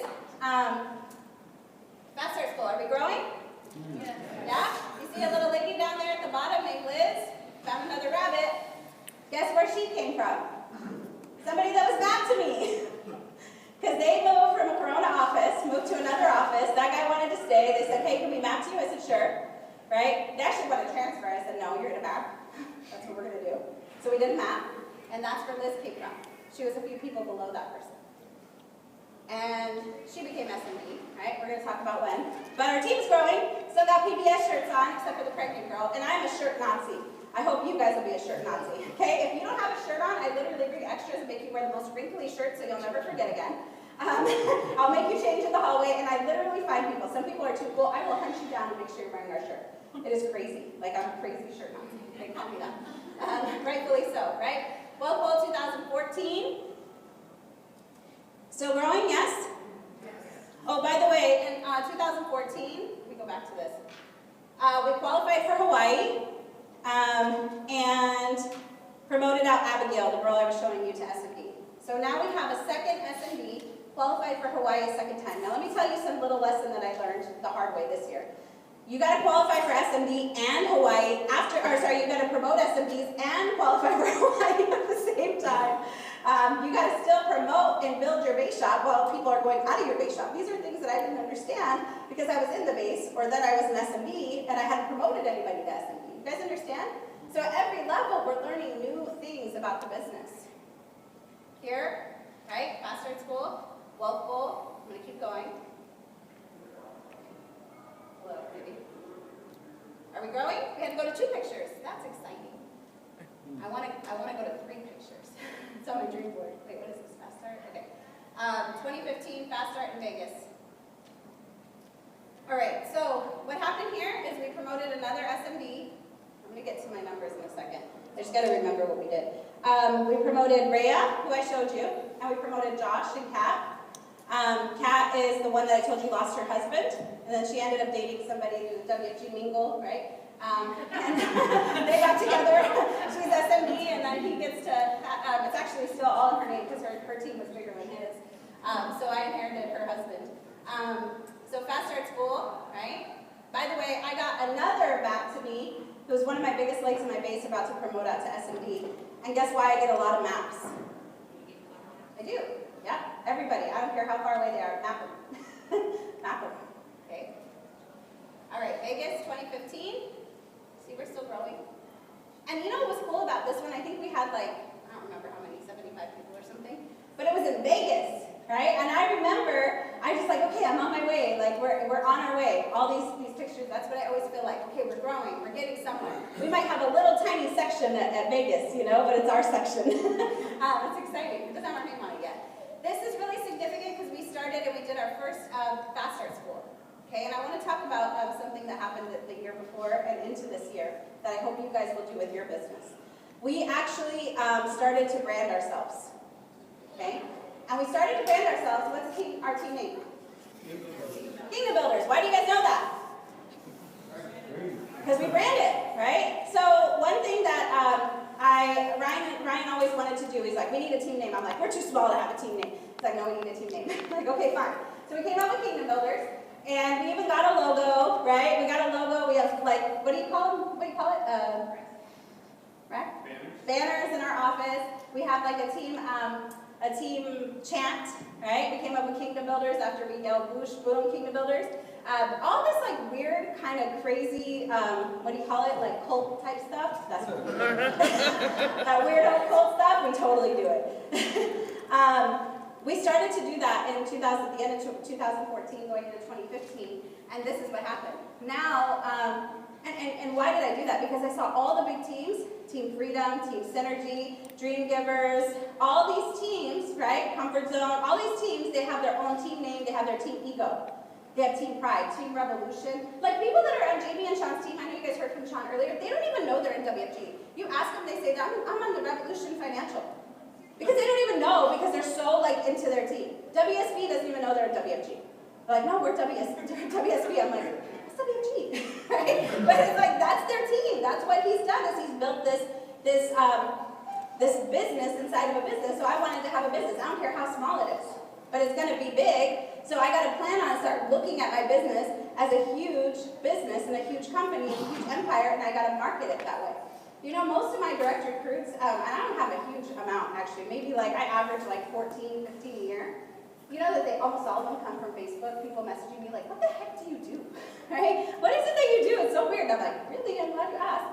Because they're just so confused, because all they see is Kingdom Builders and a bunch of teal shirts, right? So we did our first Fast Start School, and this was very significant because it was just us. Natalie came and spoke at that Fast Start School. And what was cool about this is now I have my team doing what? A speakers meeting. How cool is that? See, everything is so much fun when it's like, oh my gosh, it's like our team, right? It's like way more fun. Guess what they're doing? They're taking pictures with their teams, right? And what are they doing? Counting butts and seats. That's one of the SMB's teams. Hey, wear red shirts. Do you know how significant this is? Because they see me doing it. And now they're getting their teams do it. This is a leadership meeting. This is what you're supposed to be doing. You think I have the conversation with them and they have 4 people on their team? Yes, because I see them having 10, 20, 30. And then you send me the picture. We post it on GroupMe and I steal them all, right? That's Liz's team up there, who just quit her job and came full time. We'll talk about it in a second. Okay, that's at a Fast Start School. A bunch of other teams, they want us to take pictures with them. Whatever, okay? So look at the difference. 2012, 13, 14, both bold, right? Let's go here. 15. Yeah? That's crazy, right? So cool. I hope that this is going to be like triple the size next year. And we all have our Kingdom Builder shirts on. And some people have sweaters over it, but they got them on, because I will find them. Right? They got them on. So, by the way, by this 12th goal, we promoted, what was it, 1 more SMD, I think, or 2 more SMD. I see it, like 9 people pointing. I'm like, I got it, I promise. They're like, hurry up. All right, 2015, where are you at? I literally this was such a cool exercise for me to look back and see. We qualified for Hawaii again that year, promoted out those 2 SMDs. And you know what else we did? And I would write this down. I would start doing it if you're not doing it. We actually moved. We didn't want to move. We want to stay in our condo. We fiscally sound, all that stuff, right? Save more money. But we moved to Eastville. We got a house so that we could actually have parties, team events. Like, I'll give you an idea. We just did one the other day. Some of you guys might have saw it on Facebook, and we did like dream boards. And we couldn't do the dream boards there. I remember when my team was small enough to do dream boards, like at my place. It was like my apartment. Just kidding. Right? Now, I said, hey, bring your dream boards with you because you can't all do them. There's just not enough room, right? But they bring their dream boards, and it was the coolest thing watching people present their dream boards to us. Or we did like lip sync battle at my house one time, right? I got second place, which I'm still pissed about. Me and Ryan stayed up all night practicing, and we did a Disney duet. Anyway, but if you saw who won, you know why, okay? Anyway, so we did lip sync battle. What else do we do at the house? We do like game night, right, with the team. We'll do just some random dinner, qualification dinner. One of my most fun things that we did was our luau, right? Last year we did a luau kickoff Hawaii contest. Bring your Hawaii boards and your tracker. They bring their boards, and we straight had a luau. So I think you stopped by maybe. We had a luau that time. So just a lot of fun stuff, because guess what? People that are in business, do they quit on friends or they quit on business partners? They quit on business partners, not friends. Majority of the people that you'll see in some of these pictures, they have not quit. It's like crazy. I can't get them to quit. Some of them have no reason to stick around. They have like no results. And they stick around. And eventually, right, they'll start getting results. I have a lady that texted me when I got in here. She closed her first app today, almost 6,000 points. Her first app, guess how long she's been in business with me? 2.5 years. She got her first recruit a few months ago. Closed her first app. I don't even know why she stuck around, right? It's because we're friends. Because we have an environment and we have fun. And nobody wants to leave because they're like scared to leave because it's so much fun. They know they're going to miss out, right? Vegas, you can't really see this one. It's kind of hard because it's really dark. A lot of shirts. Vegas 2016, we promoted another SMD and Liz and Sergio. And we became EMD at this point, right? By the way, it took me 3 tries to hit EMD. Did it by the 3rd time right before Vegas. And then this is our SMD meeting. I want to talk about this really quick because I want you guys to see something. This is the SMDs that we have right now. I just want to tell you, every single one of them is from a map. So just to give you an idea, this, Diane was the first one, right? And then her cousin Kat was the second one. And then the third one, that girl Abigail's at the Wealth Bowl with the Northern Colorado people or California people. And then this lake, that's her exchange lake. This is exchange lake, it's Noel. And that was also from a map. So I don't override everybody 100%. But those are the direct SMPs to me since then. And just to give you an idea, the caliber of people we're starting to recruit has gone up as well. And I'll tell you why in a second. And then this is Wealth Bowl 2016. We tried to catch everybody as they were leaving. They were kicking us off the stage. So let's talk about this. What happened, right? Christopher asked me what happened. I want to tell you how significant this is. When I was in Colorado, I pulled up my numbers. I had the exact same numbers all 5 years I was there. Is that crazy? The exact same numbers. The most points I ever did was 139,000 points in my base shop. Never promoted an S&P, never had a ring, nothing. And the reason why is because I had not horrible, but my only associations was really me. That was it. And I came to all the big events, but you know what I wasn't doing? I wasn't associating in between events. I would go to Wealth Bowl, I'd go to convention. That wasn't enough. That's your people. That's you. That's your people. If you're only going to those things, it's not going to be enough. Then guess what happened? Ever since I moved here, my numbers started going up. 161,000 in the base for the year, 2012. Jumped to 287, jumped to 386, 581, 709, but that's super base. I had a super base before, right? It's nothing huge. It's nothing huge. But guess what? I got a super base. And guess what? We know how to promote SMDs now. You guys understand? We're just about to cross 250. We've been like that for a minute. Right? So how did that happen? Because I put myself in a position, every single opportunity I got, which I'll talk about, every single chance I got to make myself uncomfortable. I've been to every elite circle. I'm like a repetitive elite circle attender. The last time I did elite circle, which was just recent, I didn't even try, right? Got number 2 because it's just a part of doing the business, but I love making myself uncomfortable. So maybe you're not making yourself uncomfortable, but that's something I did this entire time. One of those times, Christopher will vouch, I was pregnant. By the way, I went to Tony Robbins the second time, 4 months pregnant, and survived. If you've ever been to Tony Robbins, it is a survival thing. And then to survive at 4 months pregnant, I will say I got front row seats because of it though. Right? So every single opportunity I got, I'm looking back and I'm like, you know, what changed? How did I grow these numbers? How did we grow these numbers? The reason why is because we got uncomfortable all the time. Any chance I got to go to Elite Circle, any chance that they said, hey, we're doing mentoring, do it. Any chance they said, hey, so-and-so's coming out and they're going to be speaking, you got to go to this event. I was there and I promoted it. I never once questioned anything. Every single time they told me to do it, I did it. Because the people that were telling me what to do, it sounds very simple, were more successful than me. And I'm still doing it. Can you believe that? I'm still like, I have just got started. I feel like we're just getting started. Sometimes, do you know what I do on a daily basis, you guys? And I hope you're doing this. I hope you write this down. I do green time every single day. And I never miss green time. Ever. Never. I never miss green time. I don't care what it is, I don't care where I need to go, I never miss screen time because I expect my team to be there. And the reason I'm telling you is because I forget, I have a team. I want you guys to forget that you have anybody on your team and pretend like you don't and make yourself uncomfortable. Because we haven't got anything going. I personally haven't got anything going. I'm nowhere close to where I need to be. So I got to look at my behavior and make myself uncomfortable every day. How can you hold your teams to any standard if you're not holding yourself to any standard? So that's one of the things I'm focused on now. At this point, right now, I've been focusing on how do we grow our team, but how do I grow me? Just like I was focused on last year, and the year before, and the year before, and the year before. And one of the things I realized, our team needs to see me winning. They need to see me, I need to be #1 in my team. I need to write the most points, I need to recruit the most people, I need to have the most guests every BPM. That's the only way I'm going to grow my team. And frankly, we haven't had really big recruiting numbers. Our biggest recruiting year was 155. But we still have a bunch of people that stick it out and stay with it because of all the little things that we're doing in between that I'm telling you about. But my focus right now, and me personally, is growing myself personally. And any opportunity, can you believe I'm going back to PW a third time? They won't let me in the new elite circle, that's why I'm not going to the new elite circle, right? They don't want any of us in there. That's okay. I still have a focus, right? The last elite circle, I had 40 people at orientation, all wearing their shirts, right? I had them all at orientation, and guess who was there with them? Me, right? Because I gotta be there too if I'm asking them to do these things.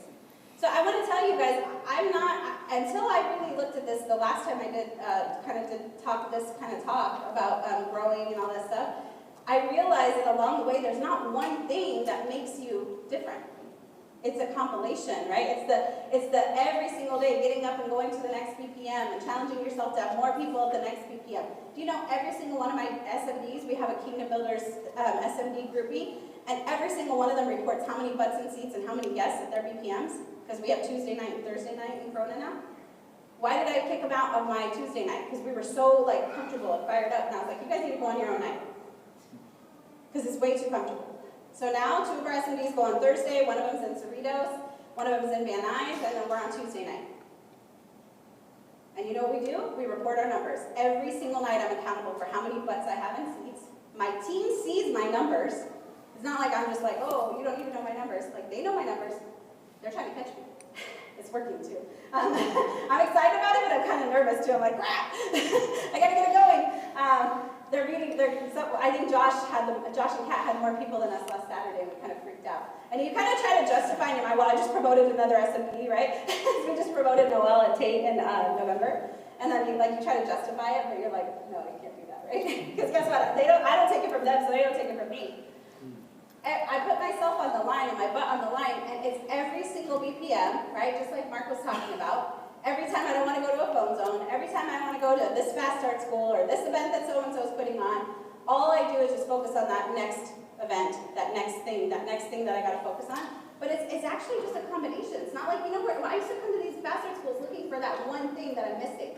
You guys ever come looking for that one thing? What's that one thing that's going to get me to the top, right? What's that one thing? There's not one thing. It's you showing up all the time and letting the environment change who you are.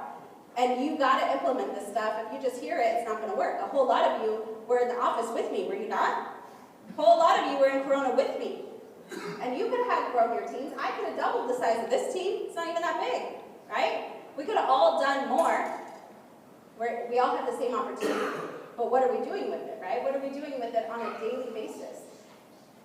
And are we implementing what we're learning and taking everything that we've got and putting it into the system? And I think that if we did, we would be a much different team, right? You guys would be a much different team. And frankly, I don't know about you guys, but that is what I'm most focused on right now. How do I improve me? Because my team will improve. And it's a step-by-step thing. I'm a product of the meetings. I'm a product of the system. You're a product of the meetings and the system. But my question is, do you want your team to be a product of that same system? And if you don't, you've got to fix it because they're going to do whatever you're doing, right? Okay, so I want to just leave a couple of minutes for questions. Who has questions? Hopefully you're still awake. I'm fired up. Yes? When you picked out your SMDs out of your office, how many people did they have showing up? They have about 30 right now. So it was in September, and I told them ahead of time. So we knew they had to have at least 25 people on their night showing up. And they only have 30 now. And when did you decide to go challenge when they started having about 25 people consistently at meetings. And then sometimes it was 20, but I knew they would step up. If that makes sense. And then of course I checked with Dan first, and then he said, yeah, make them go. By the way, I've done a ton of accountability, not just with Dan, but with other leaders, and that's part of this too. Who else had a question? Martin? Yeah. Yeah.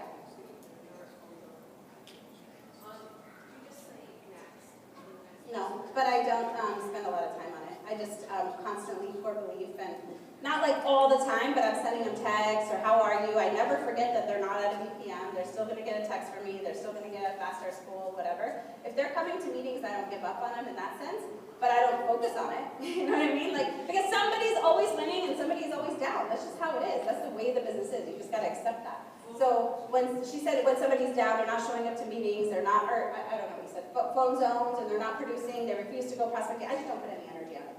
My job is to do exactly what my leader does. What does my leader do? Promotes all the good stories going on, all the positives, and I literally promote it to those people. And I try to help them as much as I can, but I can't do it for them. So all I can do is get them in the environment. That's the only thing I've ever been good at. Get them in the environment, get them in the environment, get them in the environment. Hopefully the environment will get them to take action. If the environment can't do it, what makes me think that I'm going to give them a speech that's going to get them to do it? Right? You get them in the environment and let somebody else get them to do it, because their parent does it to you anyway. So you got to keep getting them in the environment. Sorry, she was next. I'll come back to you. From your shift from Fast Start 2012 to what fall 2012? Yeah. From 4. Actually, it wasn't 4, it was 1, but me and Ryan were in the picture. No, actually it was 4, because Diane was there too, and then that girl. So 4 to about 10. Yeah. Right? What would you say? What focus would you have? What you shift your focus to?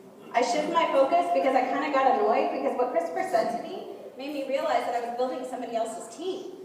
I'm building somebody else's team, so why don't I focus on my own team and start working with them, right? Obviously recruiting, you gotta recruit somebody, have them, but you gotta focus on butts and seats at all meetings in order to get butts and seats at Willful. So anything that you want to grow, you gotta put focus on it. So if I am focused on butts and seats at Fast Start, and then I go back to my BPM, and I don't even notice if anybody's there, I'm like obsessed with it. Like, I have notes from every single BPM going back to 2012 of how many people have been at every single meeting that I've been at. I have notes of every single person that's at my green time every week. Like, I can tell you right now, we made 864 calls last week at our green time. Just at our green time. I can tell you exactly how many calls we made. Not the people that were making calls outside of that, right? Because I'm obsessed with how many people are there. Because the more people that are there, the more results we're going to get. So if you focus on it at your BPMs, you'll focus on it at your Fast Starts and your Willful. You just, some people just haven't focused on it yet. But my goal was 10. And then I got to double that, then I got to double that. And actually, we slowed down a little bit on the doubling part, because what did I do? I stopped, I made a mistake, focused more on what? Promoting SMBs. What's that? Oh yeah, I had a baby. I forgot. I always forget, because I never stopped going to meetings or anything, My baby just turned 9 months. He'll be 9 months tomorrow. Oh yeah, thank you, Nikki. She just gave me an out right there. Sabrina. So now, when you were with 10 people, when you were SMB, with 10 people, I love how you said people with t-shirts, because that's important to you as a team environment. What else did you take with just that small people? What did you do for the team? I didn't do a lot. No, we did our meeting after the meeting. And then, we had some get-togethers, but it wasn't anything significant. I only had 10 people. You know what I mean? And frankly, the same thing that happens when you have 100 people versus 10 people, same thing happens. You get excuses, 80-20 rule applies, everything's the same. So it's not like I always had 10 people at every meeting. You know what I mean? I'd have to have like 20 people on my team to get 10 at every meeting. So you have to grow it, and it's almost like growing it to shrink it, But I don't know that we did. I really just, at that stage, at 10 people, I just got a lot of people to every event I possibly could. I mean, Summer Sizzler. If we had a boot camp at the office, we had Upstart School, I was selling it like crazy. I just got to sell everything, every event. Because somebody else will sell them in a way, and they'll hear somebody better than me.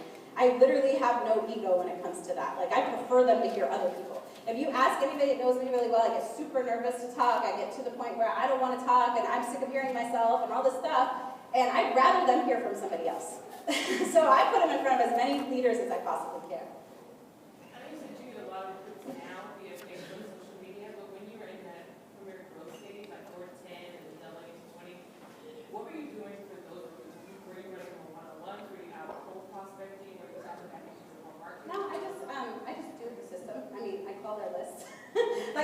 actually get top 25 lists and call them. And I teach people how to get top 25 lists and call them. Top 10 reference, top 25 lists, and we call them. I mean, I don't love cold prospecting. I mean, I feel like if you have to go cold, that's good, but it's temporary to go warm. I believe in the warm and the hot market. But we got to call them through the system. I still do the same thing. None of that changed. Like more one-on-one meetings with BT, or you drive them to the weekend? No, I do one-on-one first. I'm old school like that. Christine's real question is, at the point when Christopher said it's better to be in touch with receive touch. Yes. We didn't have to stop reducing. Yes. And start. So I'll give you an example. Is that it? Mindset. Right, it was a mindset. I'll give you an example. Yesterday, I had a choice between going on a fast start, this hot new recruit that I recruited on Tuesday. Like, I did a one-on-one with her Tuesday at like 3 and challenged her to bring her husband to BPM Tuesday night. She brought her husband Tuesday night. Then I had a KTP, like, not a like training appointment. I had a real KTP Wednesday night, and I already had his statements. I knew what he had, everything, and I had a KTP 1. Or I could do her fast start. Guess what I picked?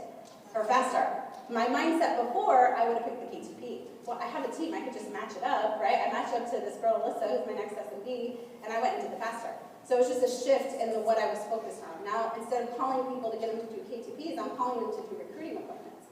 And I'm talking to my team about who's your next recruit versus who can I sell.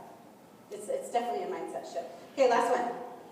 How did mentorship play in your role in terms of... Mentorship was everything, and in fact, that's why I kind of mentioned it last, because I didn't get a chance to say it, but I did say about going to all the events and working with all the people. I've been mentored by anybody that I could get mentored by that had some success in business, and it could have been a little talk, like Christopher probably doesn't even remember saying that to me, but it was at BPM. There's a lot of things Christopher says to me that I'm like, boom, changing my business, right? Changing this, changing that. It's these little changes along the way, but it wasn't like constant, like Dan always says I'm one of his least. Like, I'm low maintenance and high producing compared to how much he needs to talk to me. And I always want to be that way for my leader. I always want to be low maintenance, high producing. And I don't want to cause drama, any of that stuff, so that when I get time, I get really good, valuable time. But I take advantage of that all the time, and mentorship is a huge thing. That's why you owe so much to your leaders, because they're paving the way, but along the way, you get to ask them questions. Like, we take that for granted. And I ask a lot of people questions. A lot of you in this room, I've asked questions. How did you do this? How did you do that? Show me this, right? It's a huge, huge thing for our business. Okay, Christopher, I guess I'm done, right? Oh, no! We're just getting started.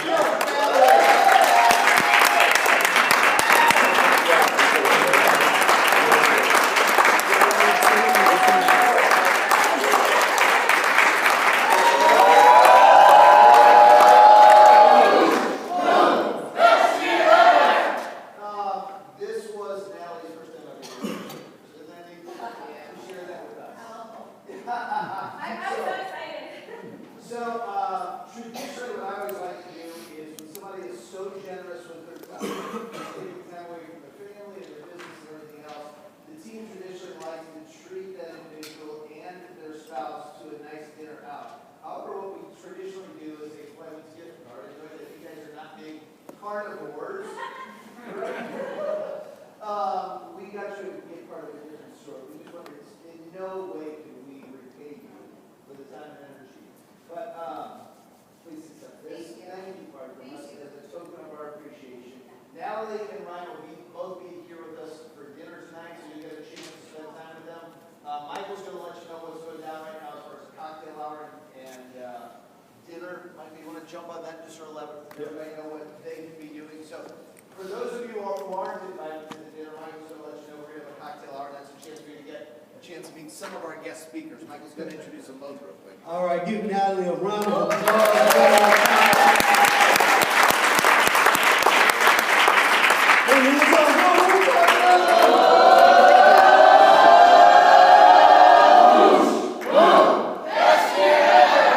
So was it a great day? Yes. Did we get a lot out of the day? Yes. We got a focus coming out of today? Yes. We got to start looking people. People start tapering off. See, I'm wearing y'all down. But all right, so we wrapped up for today. Hey, hopefully you guys got a lot out of it. Again, the cocktail hour is going to start.